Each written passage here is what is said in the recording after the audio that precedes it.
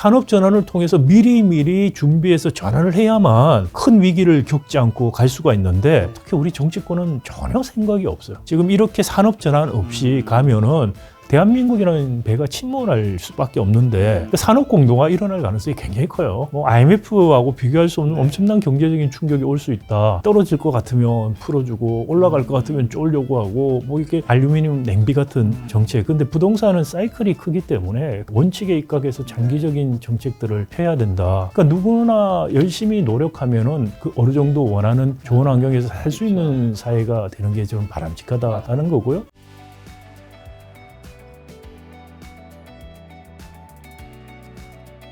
일단 한국의 한강이 뭐 기적이라 불리는 한국 전쟁 이후 세계 최빈국 중 하나였던 대한민국은 어떻게 이제 경제 규모, 뭐 GDP 기준 지금 세계 한 9위 정도 되는 건가요? 네. 그런 기적 같은 경제 성장을 이뤘는지, 우리나라는 그전엔 그때 어느 정도 최빈국이었는지, 어떻게 이렇게 이뤘는지. 사실 그 1950년대 2차 세계대전 이후에 신생 독립 국가 중에서 경제 규모가 우리 정도의 규모를 가진 나라 중에서 지속적으로 경제 성장을 해서 거의 선진국 수준으로 올라간 나라는 우리밖에 거의 없다고 볼 수가 있습니다. 그때 우리랑 동급이었던 나라는 어떤 나라들이 그 60년대 우리가 흔히 그 필리핀하고 한국하고 1인당 소득이라든지 여러 가지 경제 성장 여건들이 비슷했다고 평가합니다. 사실 필리핀이 좀 우리보다 잘 살았죠.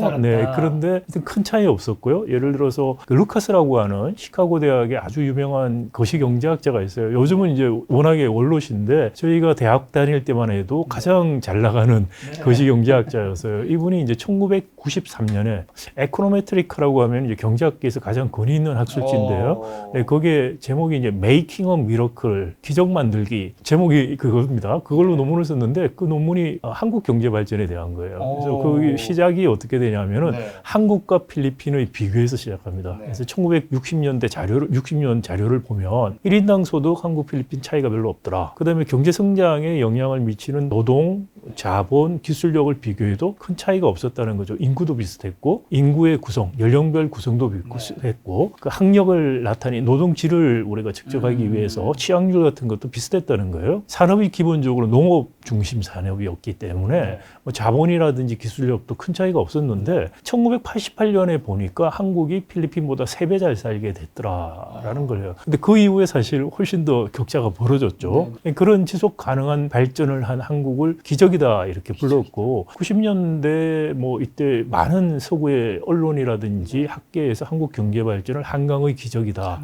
이렇게 불렀죠. 그러니까 이게 필리핀과의 비교뿐만이 아니고 사실 다른 개도국가, 2차 세계대전 이후 신생 독립 국가들 중에서 이렇게 지속 가능한 성장한 나라는 거의 없었다. 그러니까 뭐 타이완이 우리하고 비슷하지만 타이완은 인구 규모라든지 이런 게 우리보다 훨씬 작기 때문에 다르게 생각할 수 있는 부분도 있지만요. 타이완을 제외하고 뭐 싱가포르라든지 홍콩이라든지 이런 나라들은 이제 조금 도시국가이 되고 하니까 좀 예외적이고 그래서 한국, 타이완 제외하고는 거의 이런 기적적인 성장을 한 나라들이 없다 이렇게 볼 수가 있겠습니다. 그럼 그런 기적 같은 성장을 이룬 비결은요? 그 이제 60년대 박정희 개발 체제를 통해서 우리가 최소한 30년, 40년 고도 성장을 했죠.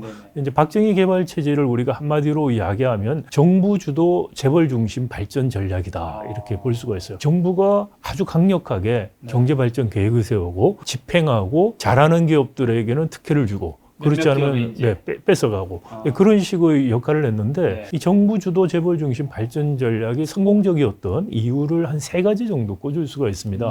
첫 번째는 그 60년대, 70년대 특히 우리나라에서 금융시장이 발전하지 않았어요. 그러니까 50년대에 미국에서 원조를 우리가 많이 받았는데 한 57년, 8년부터 미국이 경제적인 원조를 더 이상 주지 않겠다. 우리뿐만이 아니고 전 세계적으로 원조 계획을 바꿔버려요. 그래서 상업적 차관을 얻어서 너희들 경제 개발해라 이렇게 이야기를 하죠. 그래서 원조도 끊어지고 우리 뭐 부존 자원도 별로 없었고요. 그리고 민주 정권을 군사 쿠데타로 무너뜨리고 싶고 난 그 박정희라는 군이 본인이 나중에 대통령으로 또 민간 나와서 대통령까지 되는데 그러니까 경제 발전을 통해서 자기의 정치적인 정당성을 획득하려고 노력을 한 거죠. 야, 그런데 경제 발전하려고 하니까 자본이 있어야 되는데 국내는 자본 축적이 없었고 해외에서 돈을 빌려와야 되는데 기업들이 신인도가 낮아서 해외 자본 시장에서 직접 돈을 빌릴 수가 없었어요. 그러니까 정부가 이제 차관을이라든지 또는 이제 산업은행을 통해서 보증을 해서 돈을 받아오는 거죠. 그리고는 그것을 산업 정책하고 결합해서 이 기업이 하고 이 산업은 이 기업이 하고 이런 식으로 돈을 나눠줘요. 그러니까 금융 정책과 산업 정책을 결합한 굉장히 강력한 정부 주도 발전을 했다라고 볼 수 있어요. 일본이나 독일도 2차 세계 대전 이후에 정부가 상당한 역할을 했다고 하지만 우리처럼 이렇게 강력한 정부 주도 성장을 하지 않았습니다. 일본은 정부가 산업 정책 미띠라는 걸 통해서 산업 정책을 했고 독일은 사실 산업 정책도 정부가 직접 하지 않았어요. 독일은 금융 산업 네트워크를 통해서 스스로 코디네이션하는 그런 일을 했었고요. 근데 우리는 하여튼 금융 시장에 정부가 직접 개입해서 관치금융이라는 게 그때부터 생긴 거죠.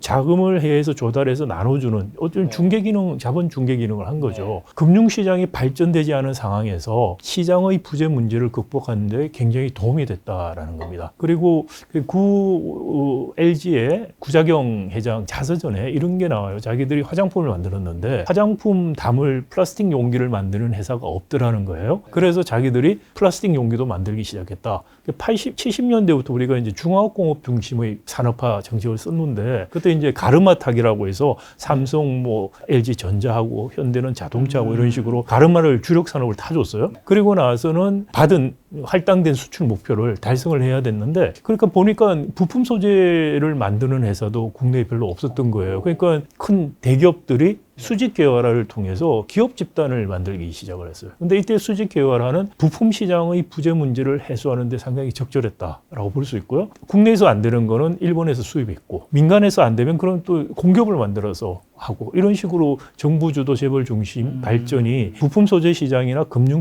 시장의 부재 문제를 해소하는데 굉장히 주요했다라는 게 첫 번째고요. 두 번째는 이게 이 당시에 이제 모방형 성장이죠. 캐치업 바이 이미테이션이라고 하는데 모방을 통한 추격 경제였죠. 근데 모방을 통한 추격 경제에서 가장 중요한 것은 얼마나 빨리라는 거예요.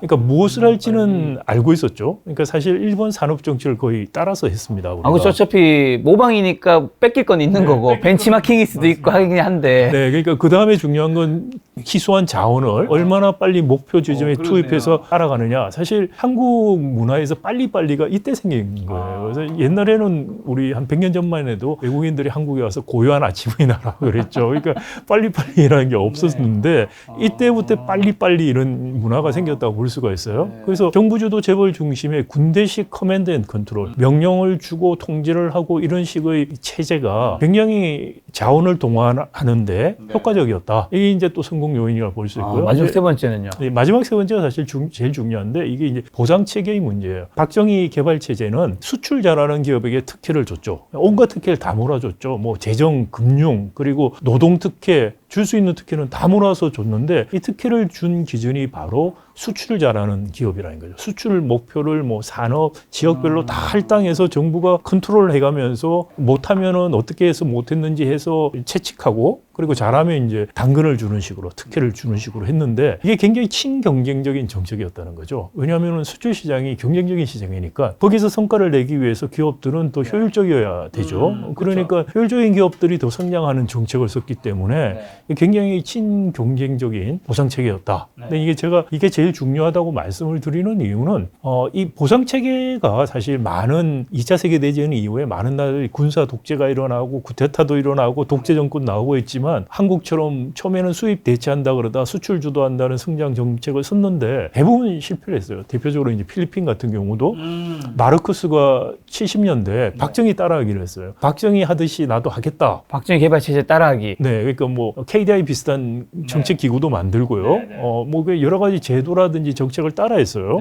그런데 마르크스는 실패를 했어요. 근데 마르크스하고 그러면 박정희 차이가 뭐냐? 마르크스는 특혜를 누구한테 줬냐면은 친인척이나 친구들에게 나눠줬어요. 그래서 이제 마르크스의 그런 정책 때문에 크로니 캐피털리즘이라는 용어가 생겼어요. 크론, 자기 주위에 크론들을 형성해서 그 사람들에게 특혜를 줬더니 그러니까 이거는 당연히 친경쟁적인 정책이 아니죠. 네, 그게 가장 큰 차이점이었다. 비리와 뭐 이런 것들. 그렇죠. 부패와 비리. 그러니까 마르크스는 기득권 출신의, 그러니까 자기가 쿠데타를 일으켜서 집권한 것이 아니고 정상적인 선거로 집권을 했던 사람이고, 그다음 지주 집안 출신이고 기득권 출신이에요. 그러다 보니 박정희처럼 정치적인 정당성 획득을 위해서 경제 발전을 해야 된다는 유인이 덜했죠. 그런 게 이제 가장 근본적인 차이점이 아닌가. 그걸 통해서 우리가 1980년대, 90년대 초까지 아주 지속적인 성장을 했었다라고 볼 수가 있죠. 제가 이제 교수님 말씀하셔서 좀 개인적인 궁금함이, 제가 옛날 뭐 다큐에서도 한강의 기적은 어떻게 이루어졌는가 막 이런 걸 보면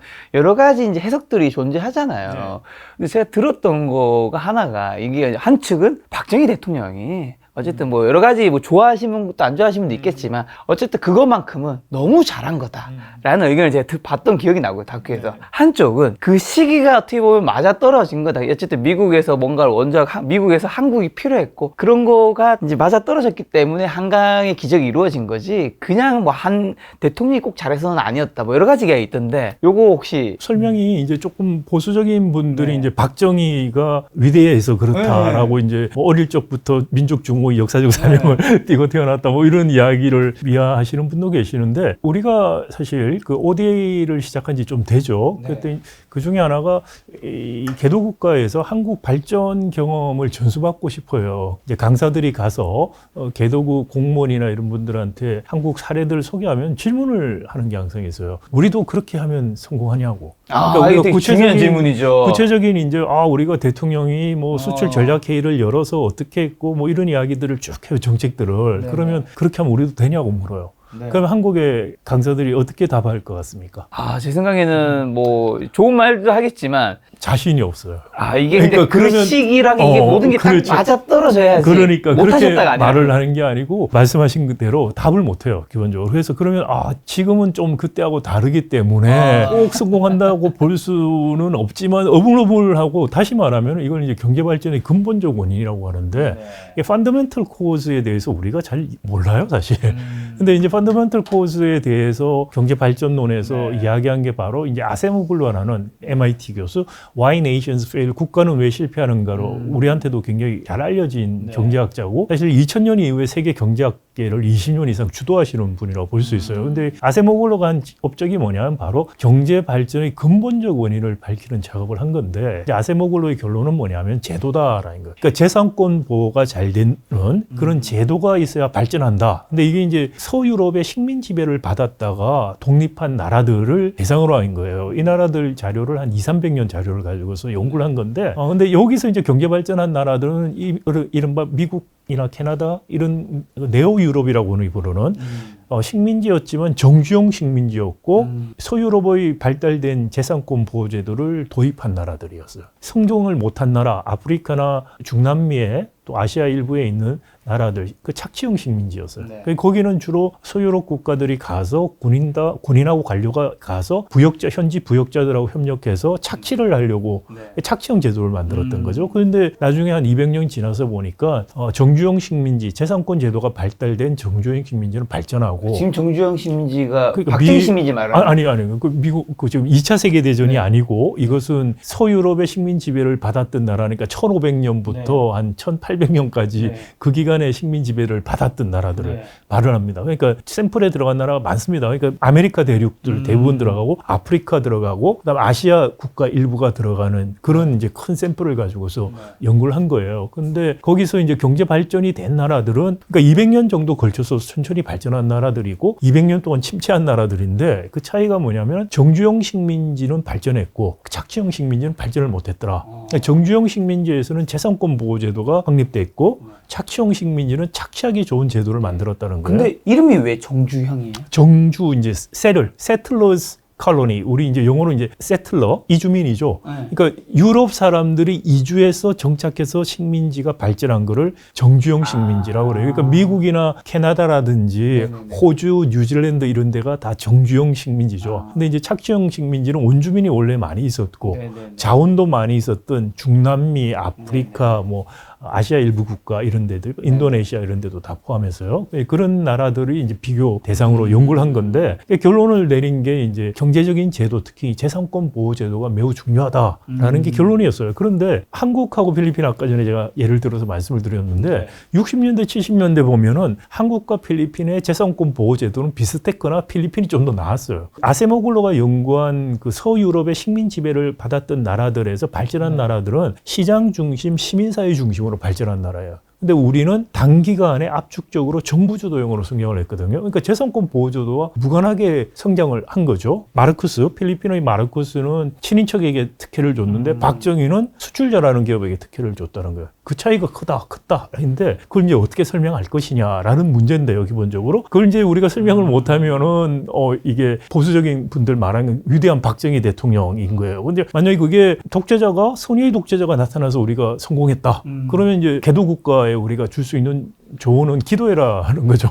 훌륭한 좋은 독재자가 나오도록 기도하라라는 건데 그거 말고 설명할 수 없느냐라고 말씀드렸을 때 제가 조금 아까 짧게 말씀을 드렸습니다만은 우리가 엘리트 이론으로 설명할 수 있죠. 폴리티컬 엘리트, 정치 엘리트. 사실상의 정치 엘리트의 이해가 경제 발전과 같이 가느냐. 그러니까 박정희는 자기의 정치적인 정당성 획득을 위해서 경제 발전할 유인이 있었던 거고, 그러니 수출 잘하는 기업에게 특혜를 주는 정책을 했다는 거고, 마르코스는 요인이 별로 없었죠. 그러니까 달랐고, 똑같은 이 논리를 가지고서 아세모글로 결과도 해석할 수가 있어요. 그 정주영 식민지, 세들러스 콜로니 같은 경우에는 이른바 우리가 아이디얼하게 생각하는 파블릭이 폴리티컬 엘리트예요. 디모크라시죠. 민주주의가 있고, 그러다 보니까 공동체의 이익을 위해서 의사결정이 일어나요. 근데 착취형 식민지에서는 어떻게 되느냐? 엘리트들이 착취를 하는 게 자기 이익이에요. 그러니까 당연히 경제 발전하고 상관없는 착취에 몰두하는 거죠. 자, 이런 엘리트의 이해, 이 사실상 정치 엘리트의 이해와 경제 발전이 같이 가느냐 여부가 사실 경제 발전에 대한 근본적인 이유다. 펀더멘털 코즈다. 그런 면에서 우리가 경제발전이라는 박정희라는 독재자가 정치 엘리트가 경제발전이라는 이해를 갖고 있었던 시기에 우리는 발전할 수 있었다. 발전을 못하는 나라들 보면은 천년 자원이 많은 나라들이 발전 못하는 경우가 많아요. 그게 우리가 경제 발전론에서 curse of natural resources, 부존 자원의 저주다 이런 이야기를 하는데 그런 경우도 보면 엘리트들이 천년 자원이 많기 때문에 굳이 발전을 시킬 유인이 없어요. 사람들이 어느 정도 먹고 살 정도만 유지하고 자기들은 그 천년 자원을 가지고서 충분히 많이 프라이빗 베네핏을 사적인 혜택을 챙길 수가 있게 되는 거죠. 자, 그리고 에이드가 많은 나라들, 원조를 많이 받는 나라도 발전을 못한다는 설이 있어요. 그것도 최근에 월드뱅크에서 연구한 자료도 아주 재미있는 자료가 있는데 왜 최근에 이제 텍스헤이븐들의 그 텍스헤이븐의 투자 자료들을 공개하라는 압력 때문에 공개가 어느 정도 됐죠. 그 자료들하고 월드뱅크에서 원조를 굉장히 많이 받는 20몇 개 나라들 거기 이 자료를 비교를 해보니까 이 월드뱅크에서 원조를 주면 조금 있다가 텍스헤이븐에 조세 피난처로 돈이 들어가요. 그래서 이게 부패 문제가 생겨요. 그러니까 원조가 많이 있거나 천년 자원이 많은 경우에 보면은 엘리트들이 경제 발전할 요인이 별로 없어요. 그러니까 사람들이 어느 정도 먹고 살기만 하고 밀란이 안 일어날 정도로 살면은 나머지는 자기들이 그걸 훨씬 더 빼먹을 수가 있는 거죠. 그런 요인들이 많아서 많은 나라들이 사실 발전하기 어렵고 또 이제 필리핀 같은 경우를 보면은 그 엘리트들이 다 지주거든요. 그 필리핀 섬으로 이루어졌는데 섬에 다 지주들 집안, 그 지주들이 다 있죠. 그러니까 사실 필리핀에서 민주주의라고 하면 지주들이 돌아가면서 대통령하는 게 민주주의고 마르코스가 독재했다고 말하는 거는 혼자서 오래 했다는 거예요. 너무 좀 제가 시니컬하게 말씀을 드리긴 했는데 그러다 보니까 여기는 뭐 기득권 출신이기 때문에 이걸 깨고 싶어 하지 않아요. 필리핀이 그렇죠. 경제 발전을 하려면 사실 토지개혁 안 하면 안 되는데 필리핀 정치 엘리트가 그거 할 요인들이 없죠. 그런 것들로 이제 설명이 가능하다는 말씀 드리고 두 번째 이야기는 이제 주로 서유럽, 미국이나 이런 데서 지오폴리틱스라고 해서 한국 경제 발전을 외교하시는 분들이 이제 그런 식으로 설명을 하려고 해요. 그러니까 미국 덕이라는 이야기를 좀 하고 싶어서 하는 건데 사실 미국 말씀드린 것처럼 그러면 미국이 원조를 많이 하고 한국한테 그 원조를 특히 6.25 전쟁 끝나고 한 5년 동안 한국에 원조를 엄청나게 많이 해줬어요. 미국이. 그러니까 사실 이승만 대통령이 미국한테 원조를 받아오는 거는 진짜 귀신같이 잘한 사람이에요. 미국 역대 대통령들이 그것 때문에 엄청 싫어했다고 나와요. 기록도 보면. 그런데 그때 발전을 왜 못했냐는 거예요. 오히려 박정희 시절에는 원조가 끊어지기 시작한 거예요. 그 다음에 또 이제 그런 이야기 하신 분들이 베트남 전쟁 이야기를 해요. 베트남 전쟁 특수 때문에 우리가 우리만 본 거 아니고 필리핀도 봤어요. 차이가 조금은 있지만은 그걸로 설명을 하기에는 부족한 게 많아요. 다른 비교 국가들 발레들을 충분히 찾을 수 있다는 것이고요. 오히려 폴리티컬 엘리트, 정치 엘리트의 이해와 경제 발전이 일치하느냐 여부가 경제 발전을 설명할 수 있는 펀더멘털한 근본적인 원인이다, 이렇게 보는 게 맞다 생각합니다. 되게 좀 이해가 잘 되네요. 그러면 정부 주도 재벌 중시 발전 전략이 어쨌든 우리나라 한강의 기적을 만들었잖아요. 그런 이제 장점들을 말씀해 주셨는데, 근데 지금 그게 이제는 좀 약간 안 먹힌다는 느낌이 좀 든단 말이죠. 그럼 한계점이 있다라는 건데, 한계점 뭘까요, 좀? 김 작가님 말씀하신 것처럼 많은 사람들이 그걸 느끼고 있죠. 네. 그러니까 20년은 더 됐죠, 이야기가 나온 지가. 근데 왜 그럴까? 근본적인 원인을 이야기하라면 뭐냐? 경제가 발전했어요. 그러니까 저개발 상태에서 잘 작동되던 발전 전략이 경제가 발전하니까 더 이상 작동이 안 된다는 게 근본적인 설명이죠. 왜? 시장 부재 문제 때문에 정부 주도 재벌의 수직 계열화, 정부의 관치 금융이 효과적이었다, 오히려 그랬죠. 그런데 시장이 발달되고 나니까 정부의 개입이 부작용을 생겨요. 그때는 시장이 없으니까 부작용이 있을 것도 없죠. 그리고 시장 부재를 해결하기 위한 긍정적인 효과는 많았어요. 근데 지금은 부품 소재 시장, 재벌, 그다음에 하청 기업들, 재벌의 줄선 하청 기업 아닌 새로운 기업도 할 수 있어요. 근데 그것을 지금은 하청 구조 같은 걸로 해서 진입을 막아버리고 단가 우려측이 일어나고 이런 식으로 가버리고 나니까 어떻게 보면은 시장 실패가 없는데 그런 지나친 수직 계열화라든지 관치금융 개입하는 거, 금융시장 개입하는 거 이런 게 부작용만 커지고 개입의 긍정적인 효과는 없어졌어요. 그러니까 첫 번째 그게 있고, 두 번째는 추격형 경제로 성장을 하다가 이젠 한계에 도달한 거 아니야라고 이야기할 때 많은 사람들이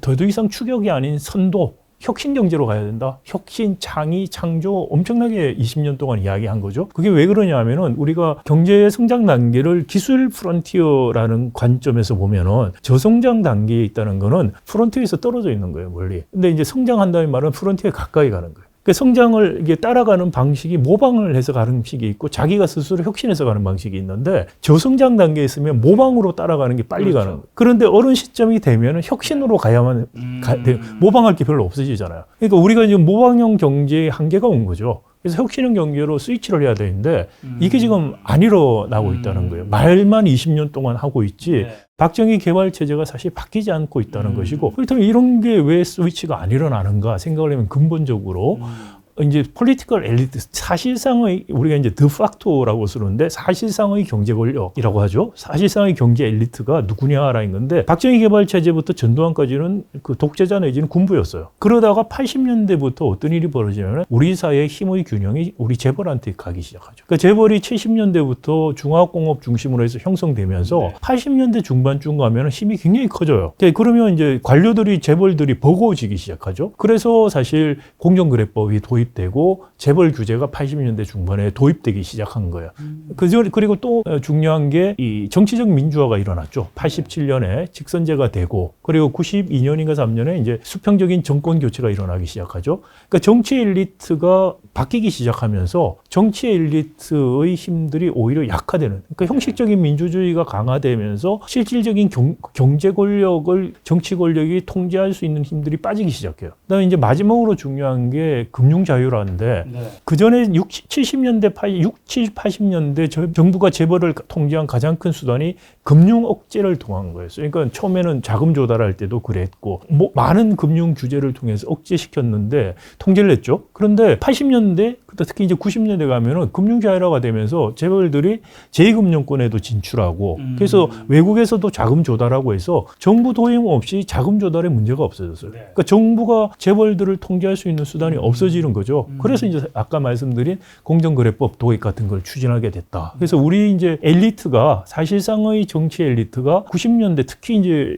97년 경제위기 이후에 살아남은 특히 4대 재벌 중심으로 형성이 되고, 이 4대 재벌의 이해가 그렇다면 혁신 경제로 가는 거라든지 지금 우리 말하는 탄소 중립 이행의 문제 이런 것들하고 상충이 일어나기 시작해서 안 바뀐다는 거죠. 왜 상충이 일어나느냐? 우리 재벌들은 말씀드린 것처럼 중화공업 중심으로 발전했어요. 중화공업은 프로세스 이노베이션, 공정 혁신, 가격 경쟁력이에요.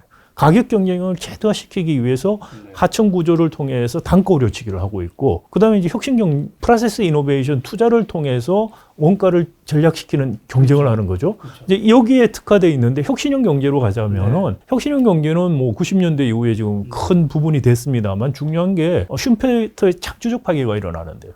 도전 기업이 가감하게 도전을 찔러가지고 성공하면은 선도 기업이 바뀌는 것들이 일어나는 게 혁신 경제의 큰 특징이고, 이걸 위해서는 진입 대출 장벽이 없어야 돼요. 근데 그러면 재벌들 입장에서, 기득권자 입장에서 자기들 지위가 흔들리는 거죠. 이거를 이제 보호하기 위해서는 과거의 중화공업 중심의 프로세스 이노베이션, 가격 경쟁력 위주의 산업을 계속해서 지키려는 요인이 생겨요. 그러니까 이게 혁신 경제의 이행이 안 되는 거죠.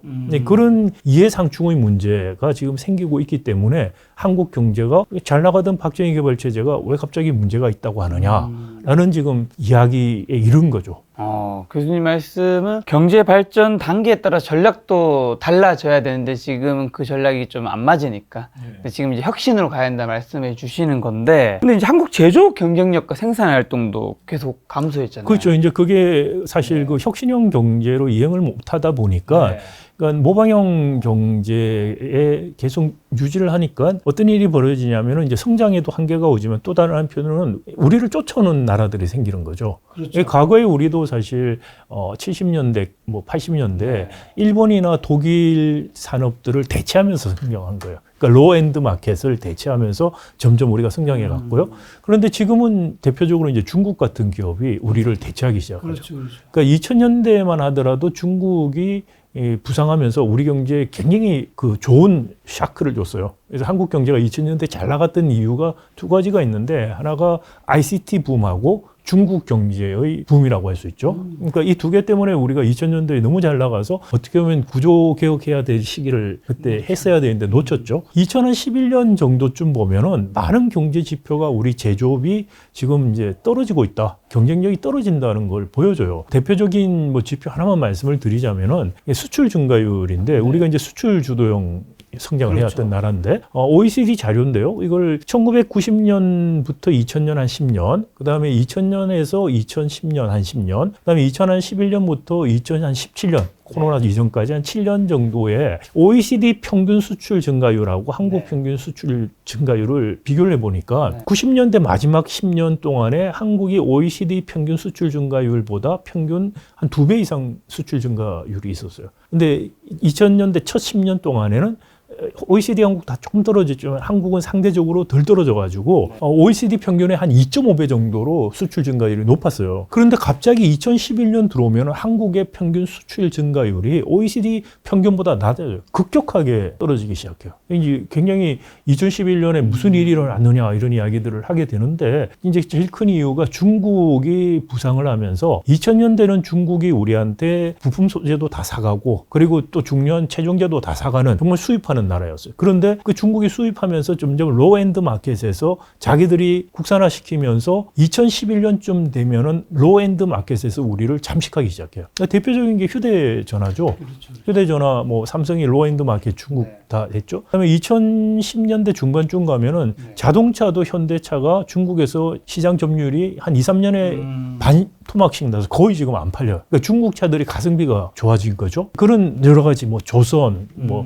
케미컬, 많은 산업에서 중국이 대체하기 시작을 한 거죠. 그러니까 그리고 그러면 우리는 계속해서 위로 치고 올라가야 되는데 하이엔드 마켓에서는 혁신에서 계속 밀리는 거죠. 그러니까 애플하고 하이엔드에서 밀리죠. 그러니까 결국 이제 반도체라든지 뭐 2차 전지라든지 몇 개 산업 외에는 지금 거의 이른바 샌드위치 현상이 일어나고 있다. 그게 이제 어떻게 보면 제조업의 위기로 나타나고 있고, 우리 이제 주력 산업이 앞으로 뭐가 될지 뚜렷한 게 없다, 이런 걱정들을 하기 시작하고, 이게 이제 한 10년 이상 벌써 일어나고 있는 일인데요. 결국은 독일이라든지 뭐 일본이나 뭐 북유럽 나라들 보면은 우리가 그 로엔드 마켓 대체했을 때 중간지 시장을 고도화시키면서 하이 밸류 에디드, 그죠, 고부가 가치 산업으로 계속 진화해 갔어요. 근데 우리는 그 진화가 일단 단절이 됐다는 거.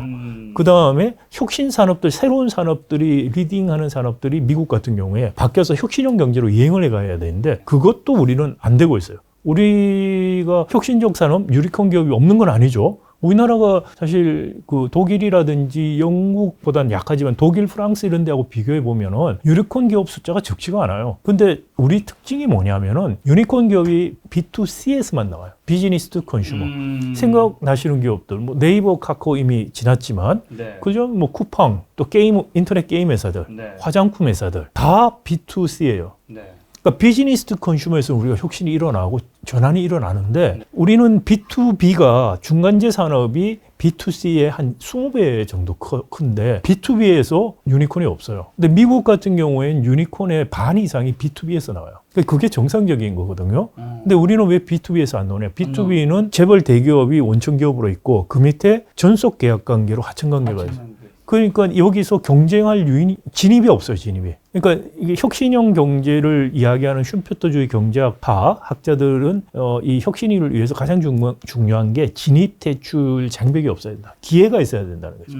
우리는 공정하게 경쟁할 기회, 진입 대출의 기회와 공정한 경쟁의 기회가 지금 우리 재벌 중심의 구조에서는 없는 거예요. 특히 중간재 산업 보시면. 그리고 그 안에 있는 전속 계약 안에 있는 기업들 같은 경우에 단가 우려치기 당하죠. 기술 탈취 당하죠. 혁신할 유인과 혁신할 여력이 없어져요. 그러니까 중간재 산업이 발전을 못하고 고만고만한 거 싸게 만드는데 가격 경쟁력 위주로만 매몰되기 시작하는 거죠. 그러니까 중간재 산업의 고도화 안 일어나죠. 그리고 산업 구조 자체가 과거의 70년대 중화공업 중심 산업 구조 큰 산업들 바뀌지가 않아요. 네. 그러니까 새로운 산업들이 못 들어올 만큼 기득권 갖고 있는 우리 재벌 중심의 이 경제 구조가 너무 기득권화되면서 혁신 경제로 고도화된 경제로 지금 모두 이행을 못 하고 있는 게 제조업 위기. 그게 현상적으로는 샌드위치 현상으로 나타나는 거죠. B2B가 B2C 시장보다 더 큰데 그런데 거기에서는 우리의 이제 재벌과 정부 재벌 중심의 그런 것들로 인해서 진입과 퇴출한 것들이 별로 그러니까 쉽지 중간재 않으니까. 기업이 안 나타나요. 예를 들어서 자동차 산업이 1990년부터 네. 전 세계적으로 디스인테그레이션이라고 해요. 탈수직 계열화가 일어나요. 그러니까 그 옛날에 부품 회사들이 자기 네. 계열사로 있거나 전속 계약이 있었던 걸 다 풀어버려요. 그러면 어떻게 되냐면 그때부터 자동차가 모듈 단위로 생산한 것을 최종 생산자가 모듈 사업자들한테 모듈을 받아서 결합해서 파는 식으로 가는데 그래서 모듈 단위에서 혁신이 엄청나게 일어나요. 전장이라는 게 대표적인 거죠. 모듈 단위에서 일어나는 혁신이고 그러니까 그 혁신을 활발하게 하고 네. 또 최종 생산자 입장에서 자기에게 제일 유리한 조합을 찾기 위해서 네. 전속 관계를 끊어버려요. 네. 그래서 경쟁들이 일어나고 혁신이 일어나고 협력이 일어나고 이런 식으로 90년대 이후에 발전하는데 우리는 오히려 2000년대에 현대기아차가 합병하고 나머지 세계 회사들은 외국계에 팔리고 하면서 국내 자동차 산업이 독점화가 거의 되죠. 현대기아가 한 70-80% 점유를 하게 되는 네. 독점 시장. 그러니까 어떻게 되냐면 부품 시장에서는 수요 독점 기업이 되는 거죠. 그러니까 다들 현대기아의 납품을 만 바라보고. 그 일렬로 서서 하고 네. 그 처음에는 현대기아에 납품 들어가면은 살았다 생각했죠. 못 들어간 기업은 망했다 그 이후에 이랬던 이제 거죠. 뭐 단가든. 그렇죠. 근데 반복적인 계약 관계를 자꾸 하다 보니까 원가 구조를 파악하기 시작해요. 그러니까 단가 우려치기를 계속하죠. 단가 우려치기에 벗어나려고 기술 혁신을 좀 해서 새로운 방법을 만들어서 이윤을 올리려고 했다. 그럼 기술 탈취를 벌여요. 기술 가져오라고 해서 경쟁 사업자한테 보여주고 너도 만들어라고 똑같이 또 단가를 우려쳐버리죠. 그러니까 기술 혁신할 유인이 없어져요. 네. 그러니까 고만고만하게 싼 거 만드는 식으로 내몰리게 되고 그래서 부품 자동차 우리가 컨벤셔널한 것들 싸게는 잘 만든다라는 이제 명성을 얻게는 됐는데 네. 여기서 어떤 전장 우리가 자동차 산업도 세계적인 산업 발전돼 있고 전자 산업도 발전돼 있는데 전장이 안 되잖아요. 전장은 오히려 미국 회사들 하만 그래서 삼성에서 인수하고 있죠. 그러니까 융합형 혁신 같은 것도 일어날 수 없을 뿐 아니라 중간재 산업 자체에서 혁신이 일어나지 않기 때문에 산업의 고도화가 단절되고 있는 것이죠. 2021년 중소기업 중앙회가 발표한 보고서에 따르면 지난 5년간 기술 탈취 이제 피해를 본 기업이 246곳이고 피해액은 5,400억에 달하면서 이런 것들이 이제 현상이 있다 보니까 혁신할 유인이 사라지고 있다라는 거 교수님이 내신 이제 책에서도 제가 봤던 것 같은데. 네. 근데 그 수치도 사실은 중소기업들이 보고를 안 한 데도 많겠죠. 안 한 데가 훨씬 많아요, 사실. 왜냐하면 그렇죠. 기술 탈취를 당해도 회사가 안 망하고 좀 살 수 있으면 기술 탈취했다고 감히 이야기를 못해요. 당했다고. 그렇죠. 그렇게 해서 만약에 어디 신고를 하거나 이렇게 이야기했다, 알게 될 언론에 거고. 이야기했다. 그렇게 되면은 그날로 거래가 끊겨요. 그러니까 이런 걸 이야기하는 기업은 망한 기업이거나 망할 처지에 있었을 때 이야기를 할 뿐이지. 네. 실제로 사적으로 만나서 이야기해보면 네. 경험이 있거나 내가 아는 사람이 경험이 있다고 이야기하는 사람이 대부분이기 때문에 이거 정말 만연하다 이렇게 이야기할 수 있습니다. 자, 그럼 교수님이 보셨을 때 그 밖에도 한국 경제의 위험한 위기 징후는 좀 무엇이 있는지, 그 다음에 그렇다면 그런 위기가 실제로 오기 전에 좀 해결해야 될 문제, 어떤 것들이 우리 이제 또 여기 이제 제조업 위기하고 덧붙여서 최근에 네. 이제 문제가 된 게 탄소 중립 이행의 문제가 그렇죠. 생기죠. 그 중화공업 중심으로 제조업이 구성되어 있고, 네. 그러니까 제조업이 경제에서 차지하는 비중이 지금도 굉장히 높습니다. 한 26에서 한 28% GDP. 그러니까 일본이나 독일이 제조업 강국이라고 하는데 여기는 제조업이 GDP 차지하는 비중이 한 20% 안팎이에요. 근데 미국 같은 경우는 한 11% 정도예요. 11% 제조업이. 영국은 한 9% 정도밖에 안 됩니다. 근데 우리는 한 26, 28%. 중국보다 우리가 높아요. 제조업이 GDP 비중이. 근데 이 제조업 GDP에서 대부분의 부가가치를 한 10대 중화학공업이 생산하고 있어요. 근데 이 10대 중화학공업은 엄청나게 공해, 특히 CO2, 탄소 배출량이 많은 산업들입니다. 그러니까 미국이나 서유럽이나 일본 이런 나라와 우리나라가 탄소 중립 갈 때 가장 큰 차이점이 뭐냐면은 우리는 산업 부분의 탄소 배출량이 엄청나게 많아요. 그러니까 다른 나라는 우리같이 산업 부분의 탄소 배출량이 많지가 않아요. 그건 말씀드린 것처럼 중화학공업 위주기 때문이고, 중화학공업은 자체도 생산 공정 과정에서도 많이 나오지만 전기도 굉장히 많이 쓰거든요. 그러니까 간접 배출도 굉장히 많아요. 탄소 중립,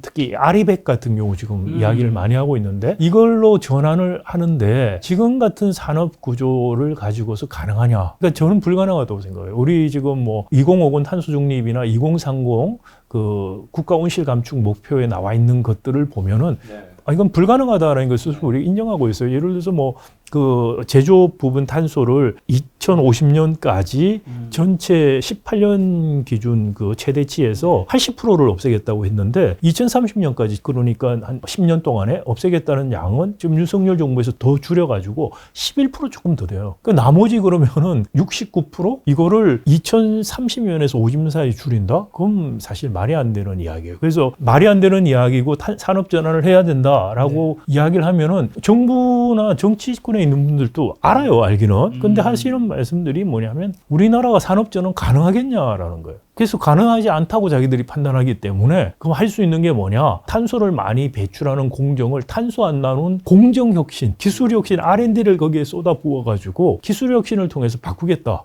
라는 건데 너무 현실성 없는 이야기죠. 예를 하나 들자면은 제철이 우리 탄소 배출량이 엄청 많습니다. 포스코 포항제철이 세계에서 가장 효율적인 철강소로 알려져 있죠. 사실 맞습니다. 근데 포항제철이 체계적으로 효율적이다라는 건 뭐냐면 규모의 경제를 활용해서 이른바 커머더티를 만드는 거예요. 어디나 쓰이는 범용재를 싸게 만든다는 의미로 효율적인 거예요. 근데 범용재를 싸게 만들려면은 철광석을 가져와서 용광로를 떼어서 만들어야 돼요. 대규모로. 철광석이 이제 호주에서 수입 해오는데 철광석에 산소가 많이 붙어 있어요. 산소를 떼내야 되거든요. 그 떼내는 걸 어떻게 하냐면 C를 집어넣어서 CO2로 떼내는 거예요. 그래서 용광로로 하는 제철에서 탄소 배출이 엄청나게 많이 되는 거죠. 그래서 이걸 어떻게 이제 기술 혁신을 한다. 하는 거냐? 아이디어는 수소환원 제철을 한다는 거죠. 그러니까 C를 안 집어넣고 H를 넣는 거죠. 그래서 H2O가 되면 물이 나오는 거죠. 아주 신박하죠. 그 아이디어는 아주 좋고 실험실에서는 이거 성공을 했는데 문제는 이런 대규모 공정에서 이 산소환원 제철이 가능하냐라는 건 여전히 의문이에요. 왜냐? 산소의 특징이 가볍잖아요. 그래서 이 대규모 공정을 할 수 있을까에 대해서 회의적인 사람도 있고 optimistic하게 생각하시는 분들도 2050년쯤 돼야 상용화 될 거다라는데 우리는 2050년까지 상용화해서 탄소를 배출 안 한다라고 이게 너무 무책임한 계획이고 더 중요한 거는 우리가 생각하는 것 같이 하이렉스라고 하는 수소환원 제철이 상용화되면 포항 제철이 살아남을 수 있을까? 저는 불가능하다고 생각해요. 왜냐? 이게 수소환원 제철을 하려면 수소가 있어야 되죠. 근데 수소도 그린 수소를 써야지 그 탄소 중립이 되는 거기 때문에 정부 계획에 의해서도 한 80% 수소는 수입하게 돼 있어요. 그린 수소를 사우디나 호주에서 수입한다는 거예요. 근데 수소가 가볍기 때문에 특수선을 돈으로 수입을 해야 돼요. 액화시켜서 가지고 와서 다시 이걸 기차시켜서 한다는 건데, 그리고 하이렉스 새로 공정을 다 만들어야 돼요. 이게 경제적일까라는 거예요. 당연히 만약에 수소하는 제철이 기술적으로 가능해지면은 사우디나 호주에서 제철을 만들어요. 포스코 같은 제철 산업은 우리는 장기적으로 생존 불가능하다고 생각해요. 저는 뭐 화학 산업도 그렇고 많은 우리 저부가가치를 생산하고 공해를 엄청나게 많이 배출하고 있는 이 중화공업 산업들 생존 가능 안 하다고 생각해요. 그 산업 전환을 해야 돼요. 산업 전환을 통해서 미리 준비해서 전환을 해야만 큰 위기를 겪지 않고 갈 수가 있는데 그런 산업 전환에 대해서 전혀 특히 우리 정치권은 전혀 생각이 없어요. 이게 뭐 자기 대통령 임기에서 일어날 일들이 아니라고 생각하고 있기 때문에 저 영화 타이타닉이라는 영화 보면은 거기 그 선원 한 명이 선장한테 이렇게 가면 빙하하고 부딪힌다라는 장면이 나와요. 근데 이제 선장이 눈에 안 보이니까 그리고 자기 경험상 안 부딪힐 거다 이러고 가자인데 거기서 항로를 바꾸면은 돈도 많이 들고 시간도 많이 들고 하니까 그냥 가자고 한 거죠. 빙하가 눈에 딱 보이는 순간부터는 배가 침몰하지 않게 급회전을 했죠. 너무 급회전하면 침몰하니까. 그렇지만 빙하를 피할 수가 없어서 부딪혔어요.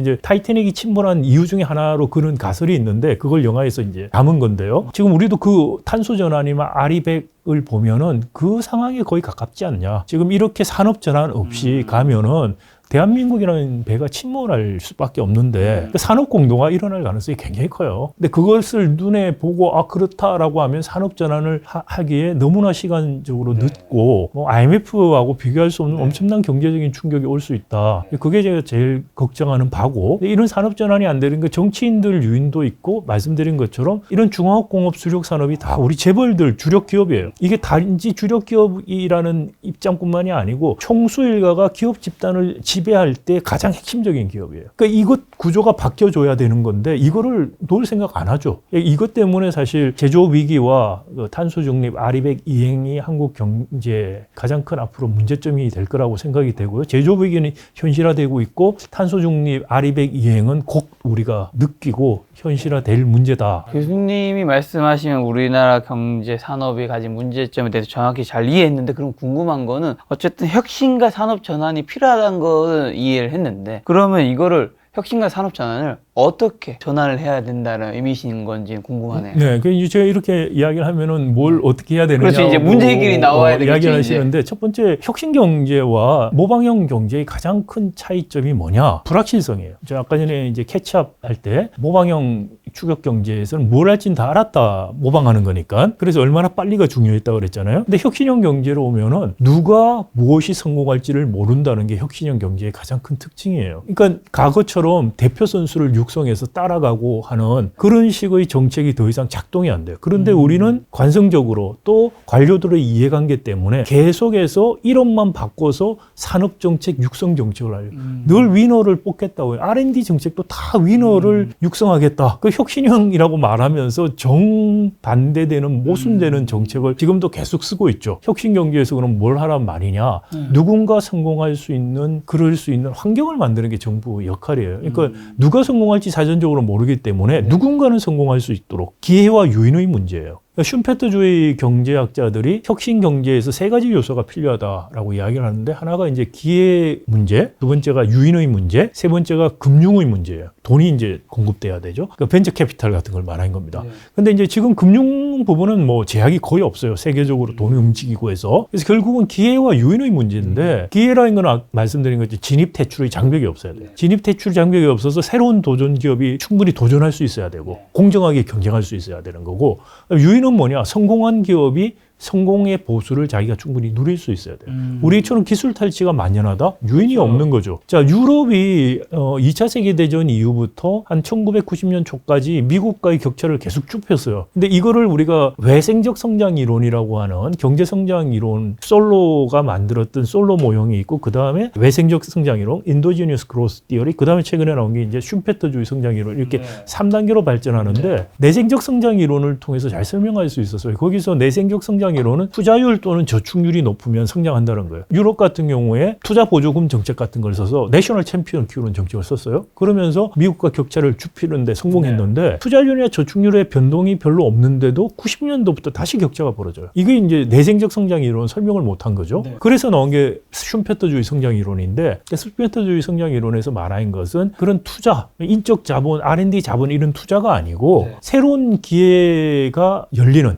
진입 퇴출의 장벽이 얼마나 없느냐 이런 것들이 더 중요하다는 거예요. 그래서 미국 같은 경우에 그런 혁신 경제가 갔고 유럽은 거기에 못 갔기 때문에 그렇다. 그래서 90년대부터 유럽을 중심으로 EU, OECD 중심으로 규제개혁 이야기가 나온 거예요. 근데 거기서 규제개혁 말하고 우리도 이제 받아서 그걸로 규제개혁 이야기를 하고 있는데 근데 이제 왜 규제개혁을 하는지를 모르고 우리는 규제개혁 이야기를 하고 있다는 거죠. 거기서는 왜 규제개혁이 나왔냐면 EU가 통합이 되지만 여전히 국가 간에 보이지 않는 장벽들 규제 때문에 진입 퇴출 장벽이 많다는 거예요. 이거를 없애자는 게 규제개혁의 아이디어예요. 근데 우리나라는 그걸 가져와서 똑같은 식으로 지금 규제개혁 이야기를 하면서 규제를 풀어주자고 하니까 어떻게 되냐면 재벌들이 큰 재벌들이 다른 사업으로 쉽게 진출해서 레버리지를 가지고서 경제력 집중을 더 시키는 걸 도와주는 걸 해요. 그러니까 우리가 필요한 거는 그 정책의 목적이 뭐냐면은 진입 퇴출 장벽을 없애고 공정한 경쟁을 만들면 우리는 경제력 집중을 규제해서 해소시켜 줘야지 그게 방향인데 정반대로 우리는 가고 있어요. 그러니까 이런 정책들 같은 것들이 사실 바뀌어야만 어떻게 보면 말씀하신 게 카카오가 꽃집인가 꽃배달하고 뭐 이런 것도 좀 해당되는 걸까요? 골목 시장까지 다 그렇죠. 들어가는. 스타트업들이 생겨서 그러니까 특히 외신들이 저한테 몇 년 전부터 카카오 네이버 때문에 한국 재벌 문화 바뀔 것 같냐라는 질문을 많이 했어요. 그래서 제가 뭐라고 말했냐면 아쉽게도 카카오고 네이버는 또 다른 재벌이 될 거다. 카카오가 네이버가 재벌을 바꾸는 게 아니고 걔들은 재벌 미투가 될 거다. 다미넌스를 가지고서 손쉽게 레버리지에서 돈 버는 것만 하게 되죠. 그게 우리 재벌들이 지금 하고 있는 짓이고 그 짓을 더 잘 하라고 규제 개혁하겠다 그런 게 정부가 지금까지 민주당 국힘 계열 상관없이 해왔던 짓입니다. 우리 관료들이. 그러니까 왜 유럽에서 EU에서 규제 개혁을 했는지 그 정신은 이유는 모르고 형식만 가져와서 따라서 한다고 해서 정반대 짓을 지금 하고 있죠. 그래서 오히려 경제력 집중을 완화시켜줘서 경쟁이 더 생겨서 그래야지 혁신이 일어나요. 그러니까 기회가 가는 거고 그다음에 단가 어려치기 이런 것들 일어나는 걸 철저히 막아야 되죠. 이걸 막기 위해서 징벌배상이나 디스커버리 같은 제도를 도입해서 이런 것들을 도입해야지 재벌 개혁을 제가 하자는 이유가 바로 우리가 혁신 경제 탄소 중립으로 이행하는 산업 전환 그걸 위해서는 이런 경제력 집중 상태에서는 불가능하다라는 거죠. 그래서 그거를 해소해서 갈 수 있는 산업 구조로 만들자. 이게 이제 정부가 해야 될 것이고 다시 이제 뭘 앞으로 우리 해야 될 것이냐. 그걸 알면 제가 하죠.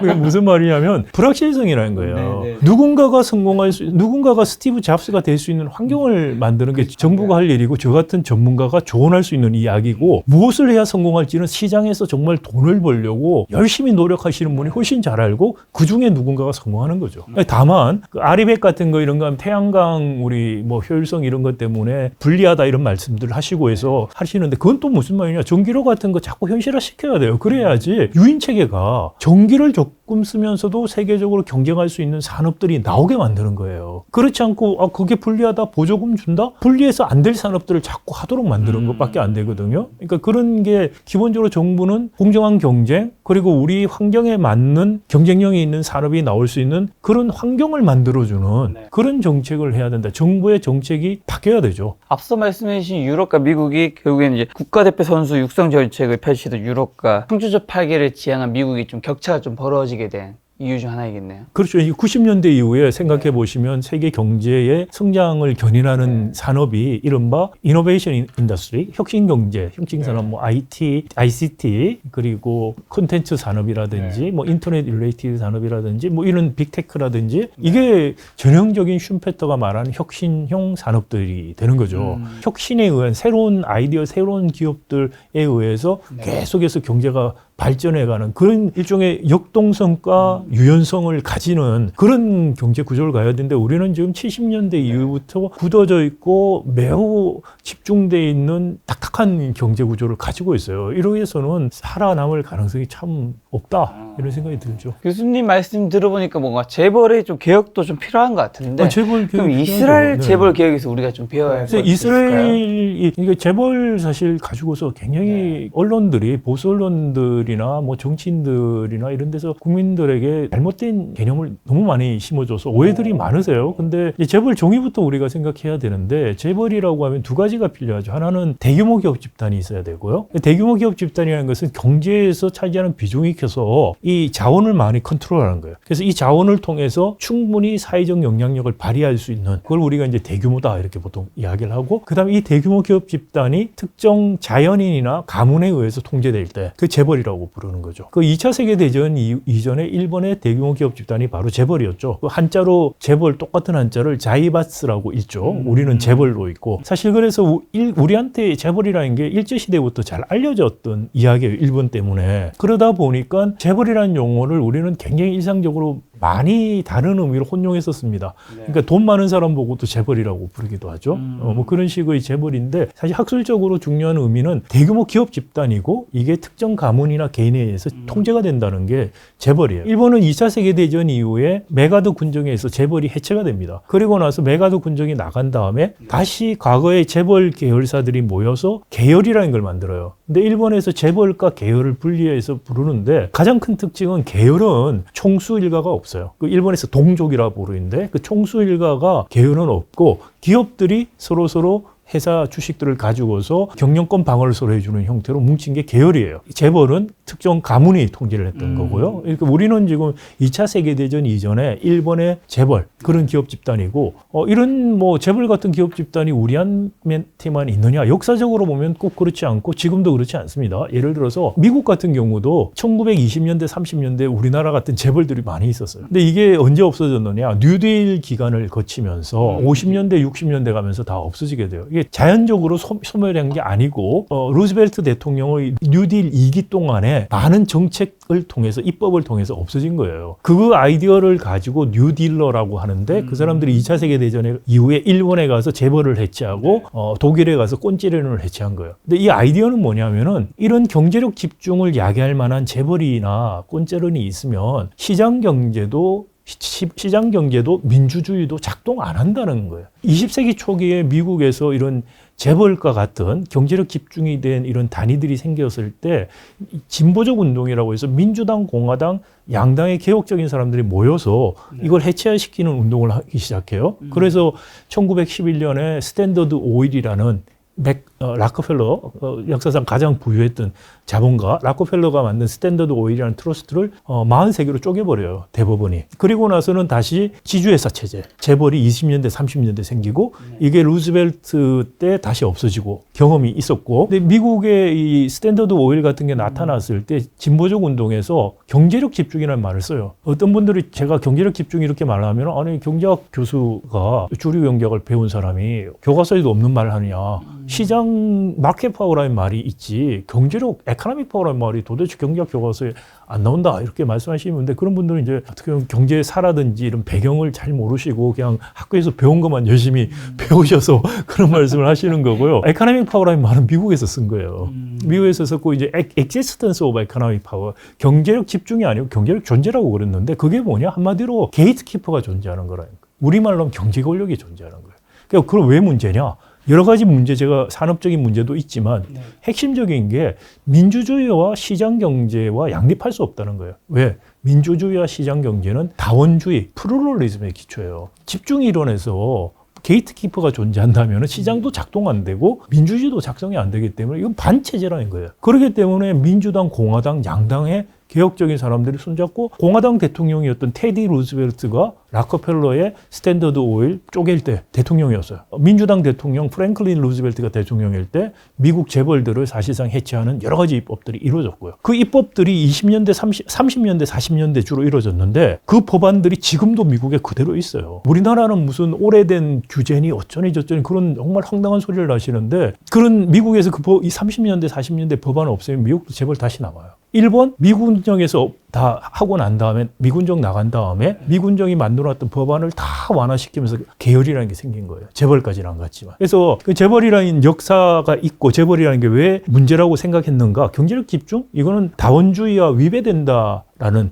그런 본질적인 문제고 지금 또 이제 산업적인 면에서 말씀드린 거는 뭐냐면은 산업 전환이 일어날 수가 없는 기득권이 돼버린다라는 것이죠. 그러니까 이스라엘 같은 경우 이제 말씀하신 게 이스라엘인데 최근에 이제 이스라엘이 재벌 개혁을 2013년에 했어요. 이스라엘도 1990년대 이후에 민영화를 했거든요. 이스라엘이 참 재밌는 나라인데 사실 그 건국 때부터 한 1978년까지 이스라엘은 사회주의 국가예요. 이스라엘의 집권당은 노동당의 전신이었던 당 이름이 이스라엘 이름이 있는데 그거부터 해서 사회주의적인 삼인주의 또는 사회주의 국가라고 볼 수 있어요. 그래서 키부츠 이번에 뭐 나오고 하는 거 우리 새마을운동 모방하고 그거 다 사회주의 꼬뮨 아이디어거든요. 그런 식의 하우다가 1980년대까지 이스라엘 80년대 중반까지 거의 이스라엘은 노동당, 사회당 계열이 집권하고 보수당이 약간 집권했을 뿐이에요. 그리고 쭉 갔는데 80년대 중반 가면서 이스라엘 경기가 거의 붕괴 직전에 와요. 물론 이제 그 다음에 이제 용키퍼 전쟁 이후에 군비 많이 쓰면서 재정 적자도 심해진 것도 있고 그 다음에 기업의 비효율성이 너무 커져요.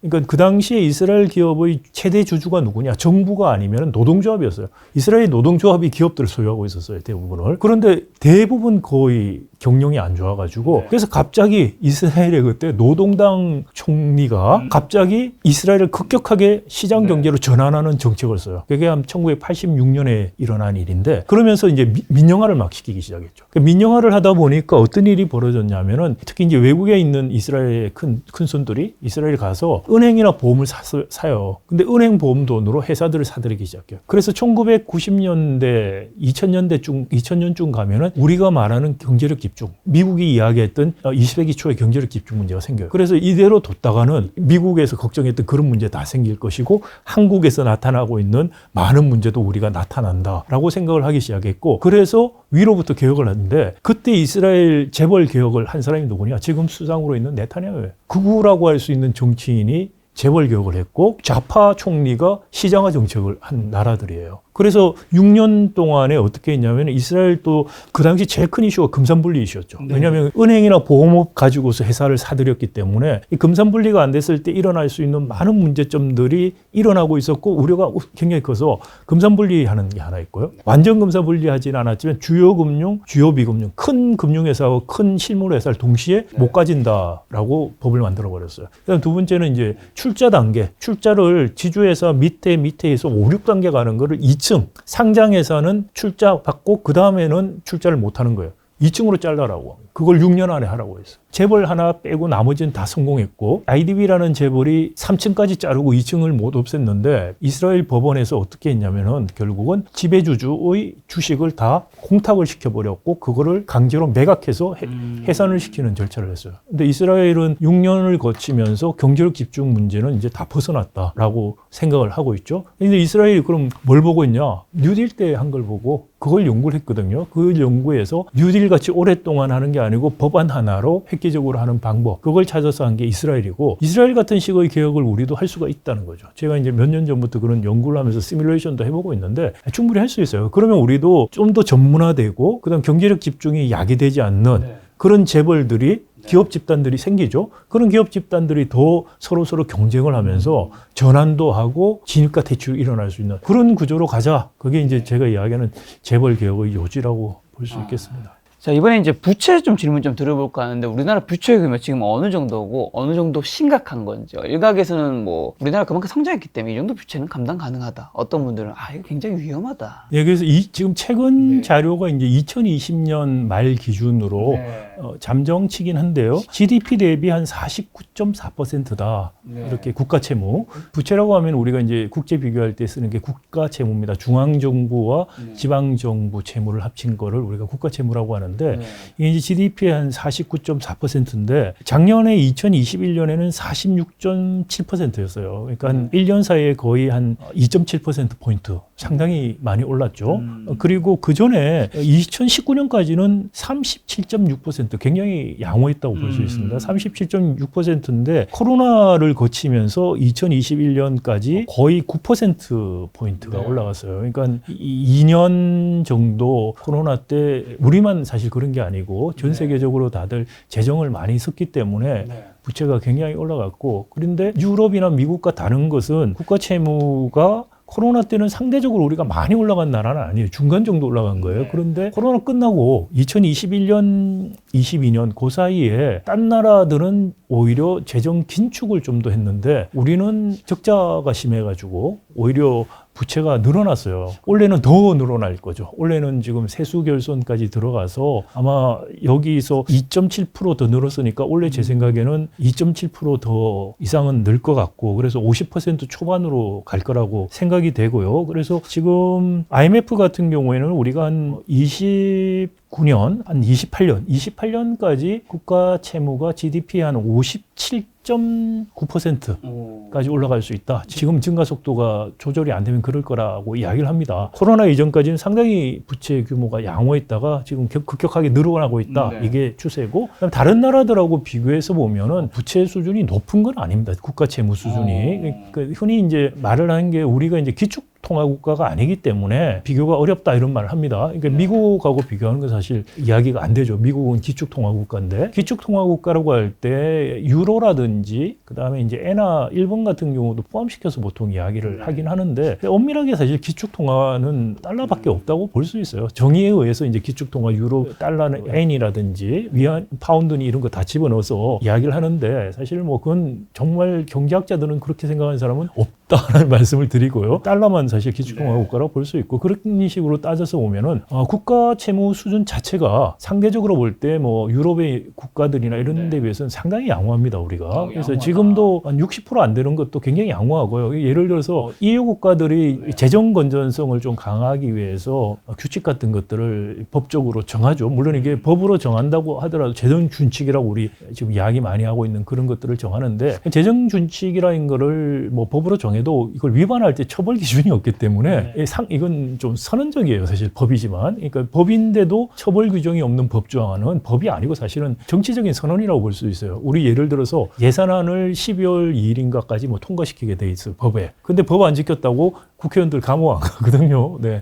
아무 처벌 규정이 없습니다. 그러니까 뭐 예산안 법정 시한 지킨 적 별로 없어요. 그런 거긴 하지만 정치적인 부담은 있기 때문에 재정 준칙 같은 걸 유럽에서 도입을 EU가 하죠. 근데 이제 EU가 도입하는 때 보통 보면은 60%를 기준으로 이거 넘기지 마라. 근데 대부분 다 넘었어요, 이미. 그리고 이제 재정 적자 폭이 3%, GDP 3% 이상 적자를 내지 말자. 뭐 이런 식으로 합니다. 그래서 우리도 이제 그런 이제 부채가 빨리 증가하니까 재정 적자를 적게 내도록 재정 준칙 도입하자라는 이야기도 하는데 그러니까 국가 부채 수준 자체가 상대적으로 높다기보다 두 가지 차원에서 이게 저도 이제 재정 준칙을 도입하는 게 너무 그렇게까지 할 필요 있을까 생각하다가 최근에는 저도 조금 생각이 바뀌었어요. 지금 국힘 계열이나 민주당 계열이나 할 거 없이 재정 너무 방만하게 지금 운영하고 있기 때문에 준칙 정도를 해야 되지 않을까 하는 생각이 저도 드는데 물론 예외적인 조항들을 맞서 예외적인 상황에서 예외적으로 대응을 할 수 있죠. 이제 두 가지인데 하나는 우리 이제 뭐 인구 문제죠. 고령화 같은 게 많이 진행이 되면서 복지 지출들이 계속 늘어나게 돼 있어요. 그러니까 유럽이라든지 일본은 우리보다 고령화가 유럽은 한 20년 전에 시작이 됐거든요. 일본도 우리보다 한 10년 이상 빠르고요. 그러다 보니까 인구 구조의 변화에 의한 지출, 복지 지출 이미 거기는 이루어져 가지고 사실 그래서 부채도 많아진 거라 볼 수 있는데 우리는 지금 아직까지 오고 있어요. 베이비 부모들 지금 막 은퇴할 시점이기 때문에 그래서 그런 측면에서 볼 때도 우리는 똑같이 지금 부채 비율 생각해서는 안 된다라는 거 하나가 있고요. 그다음에 두 번째는 이제 산업전환 이야기를 드렸는데 산업전환이라든지 또 이제 남북 간의 문제, 북한 통일 문제 언제 어떻게 될지 알 수 없는 상황이고 하니까 이런 걸 위해서 우리가 좀 비축해 놓을 필요가 있어요. 좀 재정 여력을. 그런 의미에서 우리는 다른 나라보다 좀 재정 건전성이 더 강조돼야 된다 개인적으로 생각을 하고 있고 그리고 외국에서도 이제 우리 평가할 때 가장 우리가 이제 좋은 평가를 받는 게 부채 비율이 상대적으로 굉장히 낮다라는 것 때문이에요. 그래서 신용 등급이나 이런 거 평가할 때도 외환 뭐 이런 것도 보지만 부채 비율 같은 것들 굉장히 중요하게 생각을 하기 때문에 그런 측면에서 이제 부채 비율 관리는 필요하다. 그렇지만 지금 뭐 국가 부채 비율 자체가 관리가 필요하지만 이거 자체가 위험한 수준이다. 라는 건 좀 과장된 이야기다. 뭐 몇 년 사이에 국가 채무가 굉장히 늘어난 건 사실. 하지만 지금 이게 다른 나라들과 비교했을 때 위험한 수준은 아니라고 말씀해 주셨는데 몇 년 사이에 이게 이렇게 증가는 좀 가파르게 증가한 건 사실이잖아요. 그 코로나 때문에. 네, 그렇죠. 코로나 때문인 건가요? 네네, 그렇죠. 말씀드린 게 19년에 GDP 대비 37.6%에서 21년에 9%포인트가 증가했거든요. 2년 사이에 9%포인트 증가했으니까 엄청 빨리 증가했는데, 근데 다시 말씀드리지만 이건 뭐 OECD 다른 나라도 거의 비슷하기 때문에 절대적인 수준도 중요하고요. 국가 부채 비율이 상대적인 것도 중요해요. 그러니까 다른 나라들 수준이 어떤가 같은 것도 상대적으로 중요하기 때문에 그런 것까지 다 감안하면 우리가 뭐 위험하다, 높다라고 말하기는 어렵다. 그렇지만 우리나라의 특수한 상황들을 고려하면은 고령화 문제라든지 산업전환, 뭐 남북 이런 문제를 고려하면은 우리는 좀 더 재정 건전성이 더 필요한 나라다라는, 그래서 좀 재정 건전성에 대해서 더 각별히 신경을 써야 된다, 이런 이야기는 할 수 있다는 거죠. 그럼 요즘 들어서 좀 부채 때문에 뭐 이제 4분기나 내년에 좀 위험하다고 하는 일각의 의견도 있는데, 이런 건 뭐 어떻게 보시는지라. 그건 좀 전혀 근거 없는 이야기라고 생각해요. 뭐 우리가 지금 금융위기 같이 IMF 같이 올 그런 부채 문제도 아니고요. 한 가지만 말씀드리면 그 97년 경제위기 왔을 때 우리나라 국가 채무 비중이 20%가 안 됐어요. 그 국가 채무가 꼭 높다고 경제위기 오고 낮다고 안 오는 게 아닙니다. 그때는 외환 시장에서 무분별한 차입들이 허용되면서 어떻게 보면 이게 그 단기채 굉장히 많이 가져오고 그 단기 외환 시장에서 조달한 거를 국내 장기 투자를 하면서 만기 불일치 문제가 심각했거든요. 그리고 외환 보유가 굉장히 없었고 그것 때문에 사실 금융위기가 왔고, 그 이후에 이제 그 부분들을 고치려고 노력을 해서 그 부분은 많이 지금 좋아졌어요. 근데 우리는 그런 금융적인 위기보다는 말씀드린 것처럼 당장에 이제 물가 문제라든지 이런 주택 문제, 이런 현안이 많습니다. 근데 현안들을 어떻게 잘 관리하고 하느냐에도 중요한 문제지만, 더 근본적인 거는 제조업 위기라든지 산업 전환의 문제, 이 문제가 정말 우리한테 닥쳐올 위기이고 중요한 문제인데, 이게 눈앞의 현안은 아니다 보니 민생이라는 이름으로 이런 본질적인 문제를 다 가리고 있다라는 거죠. 그게 오히려 저는 더 문제다라고 생각이 됩니다. 지금 국가 채무는 큰 문제는 없다라고 이제 정리해 주셨는데, 그러면 개인의 빚은요? 가계 이제 대출 가지고 이제 이야기를 많이 하죠. 그렇죠. 뭐 예를 들어서 지금 우리가 작년 말 기준으로 가계 부채가 GDP 한 105% 됐다. 그래서 이걸 가지고서 세계 3위다, 뭐 2위다, 1위다 이런. 세계 3위, 2위다 이건 사실인가요?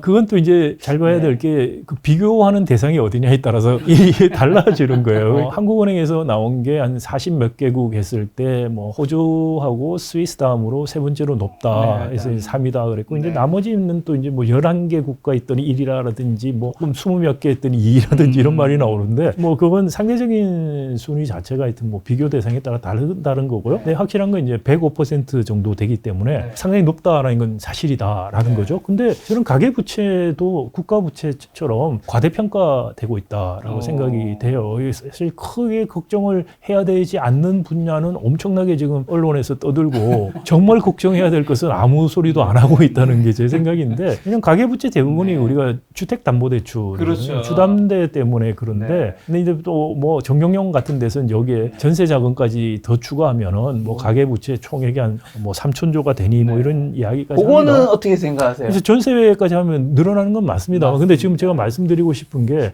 주담대라든지 전세 다 포함해서 중요한 거는 이게 부채가 있으면 자산이 있다는 말이에요. 그러니까 이게 자산이 얼만큼 건전한가에 따라서 부채가 걱정이 되고 안 되고를 생각해야지, 자산은 생각 안 하고 부채만 가지고 지금 이야기를 하고 있거든요. 그럼 자산을 생각하면요? 그래서 우리나라의 지금 자산이라는 그 주택 쪽에 보면은 전세 뭐 지금 문제들이 일부 있습니다만, 크게 봐서는 미국에서 뭐 2008년에 서프라임 모기지라든지 이런 것 같은 그런 일이 일어나긴 굉장히 어려워요. 우리 같은 경우에 뭐 주택담보대출 같은 경우에 규제들이 많죠. 금융 규제들이 많고 해서 그 LTV 같은 비중을 보면은 수도권 정원 한 뭐 60%가 안 될 거예요. 그리고 비수도권이 한 60% 이 정도 되니까, 왜냐하면은 값이 한 40% 이상 떨어져도 손해를 안 보는, 자기 대출 받은 것보다 안 내려가고, 이걸 이제 미국에서 언더워터라고 그러는데, 미국은 이제 서프라임 모기지 할 때는 한 90%까지 모기지를 해줬어요. 그러니까 10% 떨어지면은 언더더 워터가 돼서 포클로저 같은, 그러니까 은행이 팔아버리고 하는 일들이 생기면서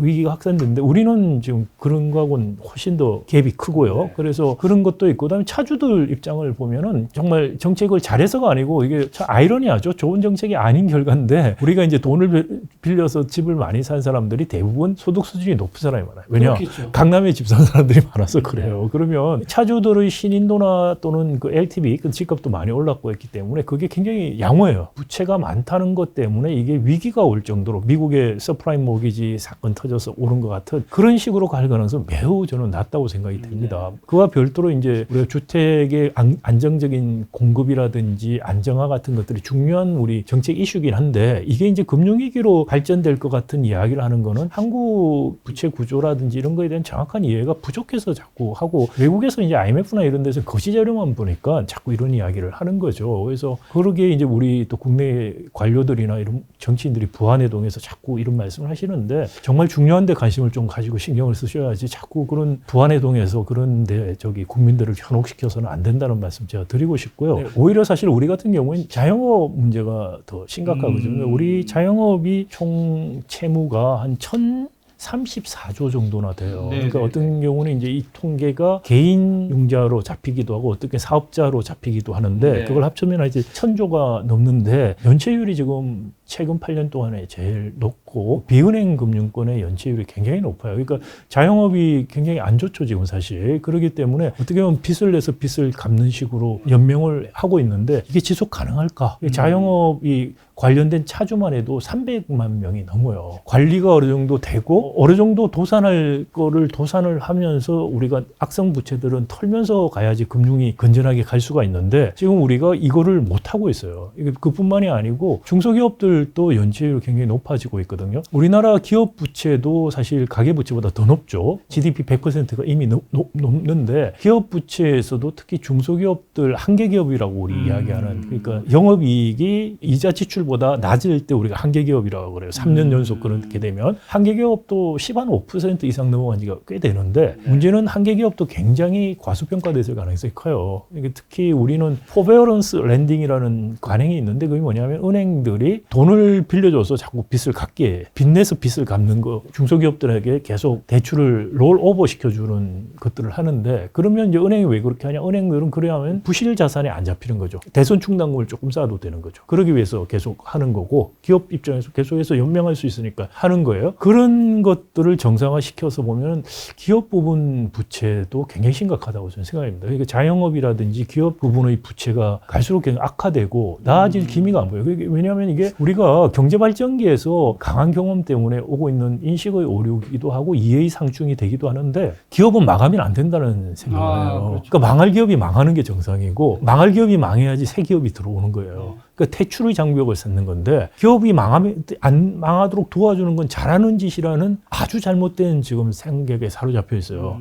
그래서 퇴출 장벽을 계속 쌓아주고 부실한 기업들을 계속 하고 있어요. 지금 이자율 정책을 우리가 지금 물가 관리하면서 제대로 못 쓰고 있는 이유 중에 하나도 이자율 올리게 되면은 가계 부분 특히 이제 자영업 굉장히 자격이 올 거고 중소기업 한계기업들 이런데 연체율 확 높아지고 PF 지금 문제 이런 거 하는데 그런 부분들에서 도산이라든지 이런 것들이 생기는 것들에 대한 부담 때문에 그렇죠. 정부가 계속 억제를 시키고 있거든요. 이렇게 되면은 결국은 정상적인 거시경제 정책을 못 쓰게 되는 거예요. 그러니까 정상적인 거시 정책을 써서 도산이 되고 이런 사이클이 생기고 그걸 우리가 감내할 수 있고 새로 새살이 돋듯이 그런 사이클이 있어야만 건전한 경제인데 그런 경제가 안 되도록 계속해서 정부가 개입을 하고 있다는 거죠. 그걸 잘한다고 생각하고 있고 국민들도 그렇게 해야 된다고 지금 생각들을 하고 있어요. 그러니까 과거의 박정희 개발체제 그 유산에서 오는 인식의 오류라고 생각이 되는데 성장기하고 지금 성숙기가 다르다는 걸 우리가 받아들이지를 못하는 거죠. 그렇게 되면은 뭐 일본 같은 경우에 지금 국가 채무가 너무 많으니까 이자율을 못 올리잖아. 그러니까 이자율 못 올리니까 엔화만 계속 떨어지고 있죠. 그러니까 어떻게 보면은 금융정책 수단을 스스로 할 수가 없는 상태로 가고 있는데 우리도 지금 그렇게 자꾸 가고 있어요. 스스로 만들고 있어요. 정상화시키는 작업들을 해야 된다. 그래서 이런 부분들이 사실 더 논의가 되고 관심을 가져야 되는데 중요하지 않다는 건 아닌데 총부채라든지 특히 이제 가계부채 부분에만 너무 많은 관심이 가 있어요. 거예요. 정말 관심을 정부나 우리가 국민들이 가져야 될 부분들이 오히려 중장기적으로 중요한 정말 문제, 그다음 현실적으로도 더 중요한 어려운 문제들 이런 것들 말고 잘못된 방향으로 가고 있다. 네. 이거는 뭐 언론의 책임도 있고 정치인들 책임이 있고 네. 관료들 책임도 있고 많은 우리 오피니언 리더들의 책임이라고 생각이 됩니다. 오늘 마지막 주제로 이제 부동산을 좀 교수님한테 여쭤보고자 하는데, 사실 2023년에 어쨌든 상반기 집값은 확실히 그 누가 뭐라고 해도 어쨌든 매매가는 바닥 찍고 반등을 했잖아요. 앞으로 교수님이 보셨을 때는 이거 어떻게 이제 보시나요? 저는 뭐 장기적으로 봐서는 네. 부동산 시장을 좋게 전망을 못 합니다. 네. 글쎄, 장기적으로는. 네네. 왜냐하면 제일 근본적으로 지금 말씀드린 그 제조업 위기라든지 산업 전환 이런 거, 이거 우리 지금 실패할 가능성이 좀 굉장히 커 보여요, 사실. 네. 그것과 관련해서 그러면 부동산에서 안 좋게 보신 거 소득과 관련되기 때문인 건가요? 개인이? 이거 예를 들어서 산업 전환 실패하면은요, 네. 중화학공업들 거의 망할 거예요. 한국 주력 산업들 망하는 거죠. 이제 아리백하고 관련해서 정말 궁금했던 게 삼성전자 같은 회사들이 반도체를 이제 공급해야 되잖아요. 근데 네. 반도체를 사는 미국의 굴지 회사들이 지금 아리백을 한다고 주장을 하고 있어요. 그러면서 재생에너지 100%로 생산한 것만 앞으로 받겠다. 그렇게 말을 하고 있어요. 그러면은 하이닉스나 삼성전자 같은 경우에 우리 2차 전지도 마찬가지고 아리백을 못하면은 팔 수가 없어요. 앞으로. 예를 들어서 삼성전자 같은 경우에 국내에서 재생에너지 사용 비율이 전체 전력 사용량의 3%밖에 안 돼요. 그럼 삼성전자가 전 세계적으로는 20%를 지금 재생에너지를 쓰고 있다고 그러거든요. 어디서 쓰느냐? 미국, 유럽, 일본은 다 중국 다 아리백을 하고 있어요. 국내만 3%예요. 자, 그러면 삼성전자가 지금 국내 생산을 아직도 많이 하고 있는데 앞으로 그러면은 아리백 환경에서 국내에 과연 생산 계속 할 거냐라는 거예요. 저는 삼성전자가 미국으로, 유럽으로, 일본으로 공장 거의 새로 지을 거라고 생각해요. 국내에서는 점점 오래되겠죠? 컨벤셔널한 반도체 만들고 그거 싸게 만드는 거 빼먹을 만큼 빼먹고 아리백을 해야 되는 새 공장은 미국이나 이런 데 가서 지어버리는 거죠. 그러니까 국내 산업은 공동화되는 거예요. 대부분 그럴 거라고 지금 생각하고 있어요. 2차 전지도 유럽이나 미국 가서 지금 공장 짓고 있어요. 그러니까 아리백을 기업들이 하라고 하니까 국내에서 아리백을 할 수 있는 환경을 정부한테 만들어 달라고 건의를 하고 이야기를 해야 되는데 그런 움직임이 전혀 없거든요. 오히려 탄소 중립 이행하는 거 늦춰달라는 소리만 하고 있어요. 이게 장기적으로 생존을 생각하면 어떻게 이렇게 할 수 있지 제가 이해가 안 갔는데 내린 결론이 뭐냐면 이분들은 공장을 해외로 가겠다는 거예요. 지금 아이러니한 게 이것도 참 수출 주도 성장을 한 박정희 체제의 부정적인 유산인데 우리는 이제 수출 잔화인 걸 박수로 막 치죠. 그리고 해외 나가서 공장 지었다 삼성이. 그러면 뭐 금메달 올림픽 금메달 딴 거 같이 좋아요. 그런 나라는 세상에 없어요. 자기 나라 일자리를 해외로 가져간 거를 대통령이 가서 축하하고 그 다음에 국민들은 박수치고 이건 정말 박정희 개발 체제에서 너무나 수출 강조를 하다 보니까 해외 공장 지으면 뭔가 우리가 막 뿌듯하고 우리 일자리가 다 나가는 거예요. 근데 뭐 고급 일자리, 좋은 일자리가 해외에 거기서 돈을 벌어서 한국에 가져오는 거죠. 돈을 벌어서 가져오는 액수하고 네. 일자리를 창출해서 오는 효과하고 오는 게 더 클까요? 비교할 수가 없어요. 왜 그러면은 바이든이니 트럼프니 미국에서 다시 국내로 회사 다 들어오라고 하겠어요. 해외에서 싼 데서 돈 많이 벌어서 붙여라라고 하는 게 아니고. 리쇼어링 하는데 이유가 있군요. 이건 비교할 수가 없는 거예요. 그러니까 외국 기업이라도 국내 와서 공장 짓고 고용하는 게 국내 기업이 외국 나가는 것보다 훨씬 애국이에요, 제가 보기에. 근데 외국에 나가는 거 박수치고 미국 같은 데서 공급망 재편한다고 오라고 지금 압력 주고 그리고 아리백 압력 오는데 미국 가서 공급망 재편하는데 들어가서 아리백 해버리면 돼요. 그리고 국내에서는 저항이 없어요. 정치인들은 가서 대통령이라는 분들은 가서 늘 데리고 와서 여기 투자하겠다고 가서 막 거기 가서도 박수 받고 국내에서도 박수 받고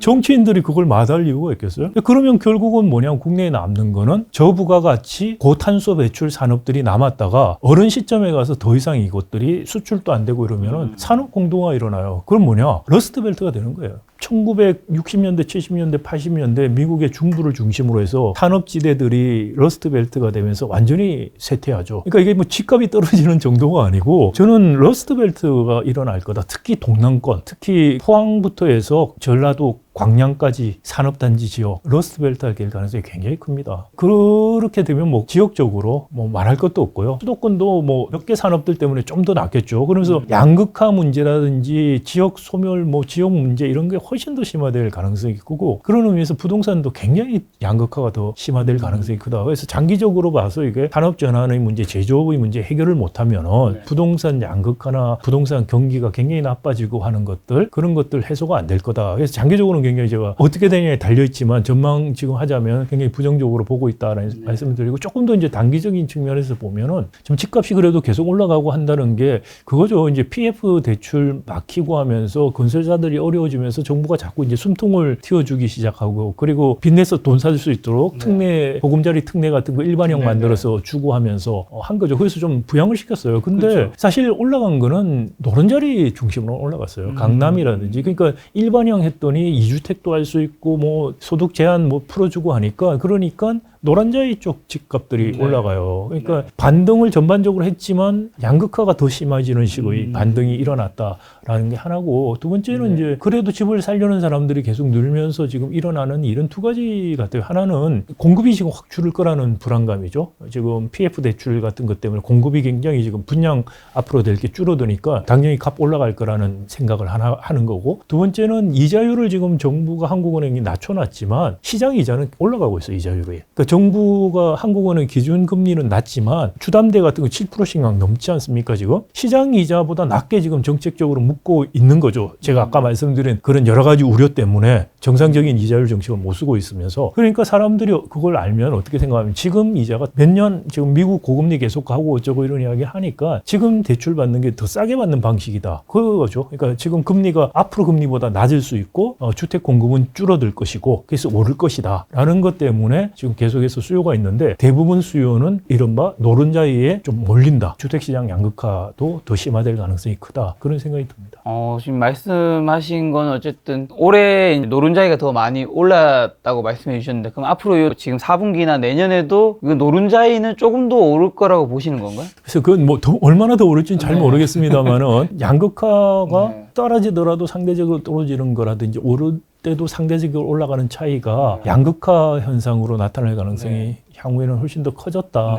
그런 생각이 듭니다. 그리고 장기적으로는 또 전체적 부정적으로 보시면서 양극화가 더 커진다고 하셨는데 그러면 이제 조금 더 길게 봤을 때는 뭐 이제 예를 들면 서울, 경기 수도권에서도 뭐 좋은 입지 이런 데는 계속해서 우상향하고 그다음에 지방에 특히 이제 공장이 있거나 아니면 소도시 같은 데는 집값이 이제 못 버텨서 떨어진다 이렇게 우리가 해석하면 되는 건가요? 네, 그러니까 이게 이제 우상향을 계속할지는 잘 모르겠습니다만 상대적인 건데요. 아르헨티나가 한 70년대 이후에 지속적으로 정기적인 경제 위기가 와요. 달러 파동이라고 흔히 말을 하는데 하루아침에 그 달러하고 페소가 뭐 3배 달러가 가치가 뛰고 막 그런 식의 위기가 정기적으로 오는데 그때 보면은 아르헨티나의 부에노스아이레스에서 노란자이들이 있거든요. 부자 동네들이 있어요. 거기도 사람들이 다 살고 싶어하는. 거기도 집값이 떨어져요. 그러면 당연히.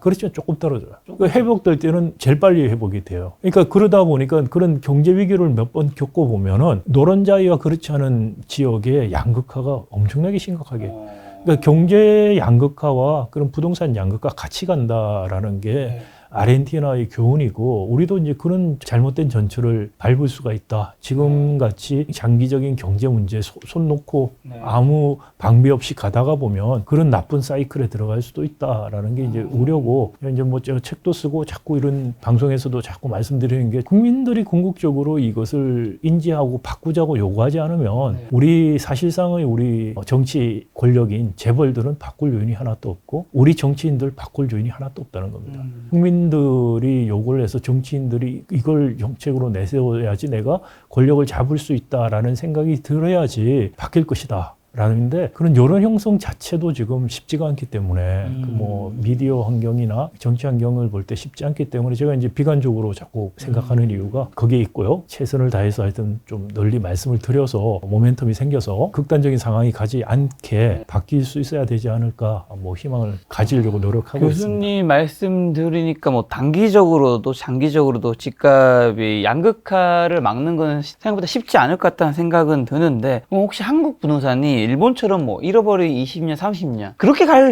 수도 있는 건가요? 일본은 사실은 그 부동산 버블이 이제 저기 주택이 아니고 상가였거든요. 그러니까 상가인데 우리는 이제 조금 더 버블이 있는 게 지금 주택이기 때문에 일본하고는 조금은 다를 수가 있고요. 근데 이제 또 하나는 이제 우려되는 거는 일본 같은 게 주택을 보면은 도심이라든지 이런 데 말고 주위에 경기도라든지 이런 쪽에 주택들을 굉장히 많이 지었는데 지금 거의 공가가 많이 생겨요.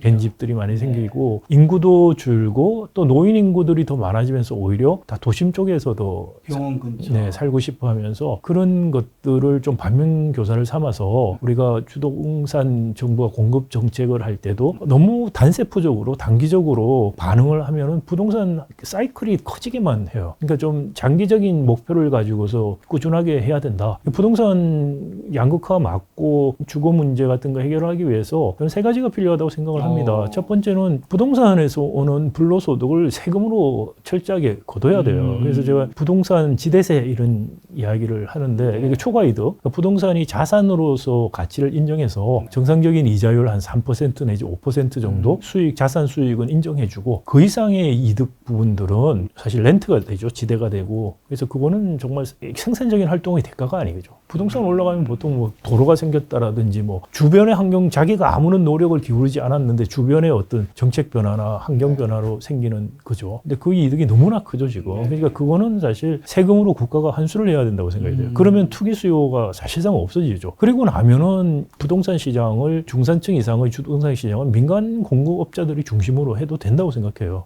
그러니까 이제 중산층에 대해서는 장기리로 집을 살 수 있는 미국의 모기지 제도 비슷한 그런 금융 지원을 통해서 자가주택을 가질 수 있도록 도와주고, 그다음 취약계층한테 이제 임대라든지 직접적인 공급을 하는 그런 식으로 부동산 정책을 단순화시키면 많은 문제가 해결이 돼요. 그리고 양극화 문제도 좀 훨씬해서도 되고, 그다음에 집의 가치라는 게 여기서 살았을 때 자기가 얻을 수 있는 편익 거기에 의해서 결정이 되지, 이게 뭐 투기적인 가치 때문에 결정이 되고 그런 문제는 사라질 거고, 그 뭐 투기적인 수요 잡겠다고 온갖 수요 공급 정책을 쓰다 보니까 부동산 사이클만 강화시키고 부작용만 엄청 많이 나온 게 지금 우리 경험이거든요. 그러니까 복잡하지 않고 단순하게 일관성이 있게 정책을 편다면은 사실 정상화가 될 수 있다. 그래서 사람들이 부동산하고 주식하고 이런 걸로 돈을 버는 것보다는 자기가 열심히 인적 자본을 쌓아서 인적 자본을 통해서 투자를 해서 자기가 더 많은 소득을 올릴 수 있게 만드는 게 그게 나라를 위해서 바람직한 거죠.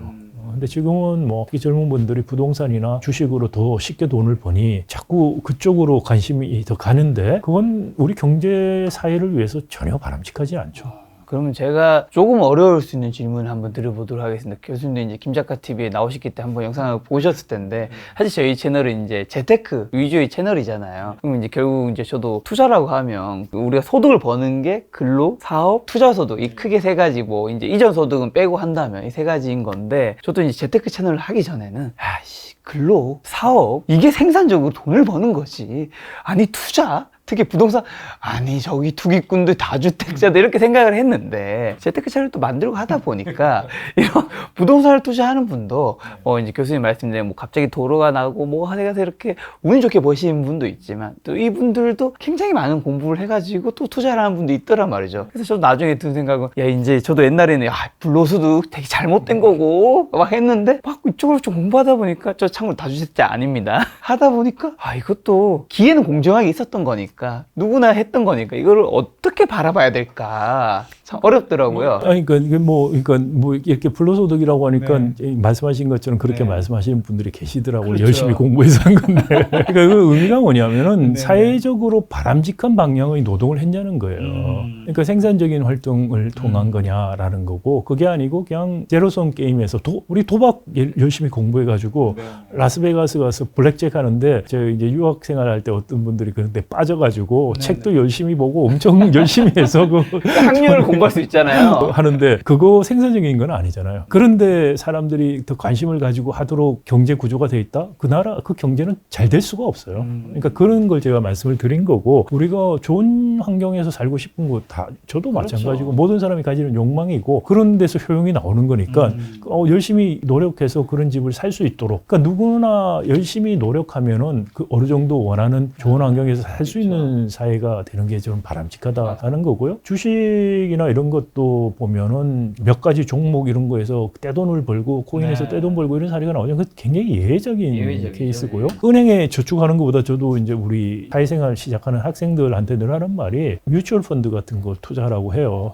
은행에 정기예금하는 것보다 장기적으로 보면은 종목을 고르지 말고 인덱스 중심으로 투자를 해서, 그래서 장기적인 투자를 주식은 하는 게 맞다. 단기 투자하려고 하지 말고 그렇게 하라고 했는데 그게 이제 주식을 운영하는 전문 투자자들 시장도 이제 활성화될 수 있는 방식이고 뭐 그렇게 가는 게 맞지 않을까. 뭘 해서 돈을 뭘 벌었다 이런 이야기들을 많이 듣고 자극을 많이 받는데 사실 그런 건 예다라고 생각을 하셔야 돼요. 로또도 예적으로 따는 거하고 마찬가지. 주식시장 얘기해서 그 한 가지 궁금한 거는 이제 한국의 코스피 코스닥 지수를 따르는 ETF도 있을 거고 미국의 이제 S&P 500 따르는 스파이라든가 SPY라든가 나스닥 100을 따르는 QQQ 미국 쪽으로 얘기하시는 거겠죠? 가장 한국 가능한 거는 전 세계적인 포트폴리오가 잘 리스크가 제일 풀돼 있는 게 제일 사실 좋죠. 저 같은 경우도 이제 한국만 곧 할 필요 없다고 생각이 되고요. 미국뿐만이 아니고 이머징 컨트리들 그런 데까지 다 해서 인덱스들이 있어요. 그런 것들이. 그래서 이제 그런 쪽에 장기적으로 10년 이상 보고 저축하듯이 하시면 좋겠다라는 생각이 들고요. 주택은 이게 정말 정책이 정말 근본적으로 바뀌어서 열심히 내가 노력하면 어느 정도 좋은 환경에서 살 수 있고 정책적인 변화를 이끌어내도록 우리가 노력하는 게 더 필요하지 않을까라는 생각이 듭니다. 아까 전에 이제 교수님께서 이제 우리 정부의 정책 어떻게 보면 특례 보금자리론이라든가 이런 것들 대출을 좀 해줘서 이제 우리나라 집값 사람들이 집을 살 수 있게끔 만들어줘서 집값이 좀 반등한 거 있을 텐데 앞으로 부동산 정책은 좀 어떻게 펼치려 보세요 정부는? 뭐 이번 정부도 역시 뭐 아무런 큰 그림이 없어요. 그러니까 왜냐하면은 문재인 정부가 사실 부동산 실패 때문에 정권을 잃었다고 평가하시는 분들이 많은데 근데 윤석열 정부도 지금 보면 거의 부동산 정책에도 일관성이 없고요. 떨어질 것 같으면 풀어주고 올라갈 것 같으면 쫄려고 하고 뭐 이게 정말 알루미늄 냉비 같은 정책. 근데 부동산은 사이클이 크기 때문에 그렇게 단기적으로 대응을 하다 보면은 사이클 진폭만 넓히는 게 우리 경험이에요. 그렇기 때문에 원칙에 입각해서 장기적인 정책들을 해야 된다. 제가 말씀드린 그런 세 가지 정책, 불로소득을 한수하고 중산층은 금융 지원을 통해서 자기 집 마련을 할 수 있게 하고 취약계층은 일정한 생활을 할 수 있는 임대라든지 이런 공급 위주의 정책을 하는 단순하고도 기본적인 정책을 하면은 많은 문제가 해소가 됩니다. 근데 그러지 않고 그때그때 자꾸 냉비 물 끓듯이 정책들이 냉온탕 왔다 갔다 하는 정책 그런 정책들을 관료들이나 정치인들이 그 유혹에서 벗어나지를 못하고 있는 것 같아요. 그러니까 혹시나 어쨌든 바닥 찍고 집값이 요 정도 올라왔다면 이게 다시 떨어질 수도 있잖아요. 그럼 이렇게 하락을 부추기는 위험 요인은 나중에 생긴다면 어떤 것들 때문에 다시 떨어질 수 있을까요? 전반적으로 우리 경기가 안 좋아지는 측면하고 그다음에 이제 인구 문제가 아무래도 있겠죠. 그 인구 문제 관련해서 한마디만 제가 말씀을 드리면 인구 줄어드는 게 문제긴 한데요. 그렇다고 해서 갑자기 뭐 생산 가능 인구가 너무 급격하게 줄어들어서 경제 성장이 줄어들 거고 이런 우려들을 하는 거는 그것도 좀 안 맞다고 생각해요. 그 잘못된 이야기다. 왜냐하면은 이게 또 이제 맥락이 중요한데요. 컨텍스트라고 말하는 어떤 제도라든지 환경이라든지 뭐 이제 경제 수준이라든지 여러 가지 맥락에서 다르게 효과가 나타나요. 프랑스 같은 경우에는 정년 연장하자면 그 제너럴 스트라이크 하죠. 유럽이나 미국에서는 퇴직한다는 의미는 일 안 하고 평생 경제적으로 먹고 살 수 있는 준비가 됐다는 거고요. 그게 이제 많은 경우 정부가 개런티해 준다는 거거든요. 근데 2년 정년 연장하자는 말은 2년 더 일하라는 거예요. 프랑스 사람들한테는. 그러니까 내가 2년 동안에 더 놀 수 없다는 것 때문에 화가 나는 거죠. 자, 우리는 예를 들어서 정년 2년 연장해 주겠다. 다들 쌍수 들고 환영하겠죠. 그렇죠. 왜냐 우리는 정년이라는 것은 많은 사람들에게는 가난의 시작이에요. 뭔가 잘리는 그런 그렇죠. 그러니까 이게 그 노후 보장이 안 돼 있는 사회 환경 때문에 오히려 어떻게 보면 우리는 나중에 지금 필요하다면 정년 연장 생산 가능 인구 65세지만 사실 지금 체력적인 면이나 이런 걸 봤을 때 10년 전에 65세하고 지금 70세하고 비교해도 70세가 더 나을 수가 있어요. 그러니까 지금 뭐 생산 가능 인구 뭐 노동력이 줄어들어서 어쩌고 그건 넌센스 같으죠. 왜냐하면은 고령화가 되면서 그렇지만은 생산할 수 있는 연령 시간이 늘어나기 때문에 그렇죠. 그거를 활용하면은 사실 뭐 노동력 문제 이런 것들 많이 해소가 돼요.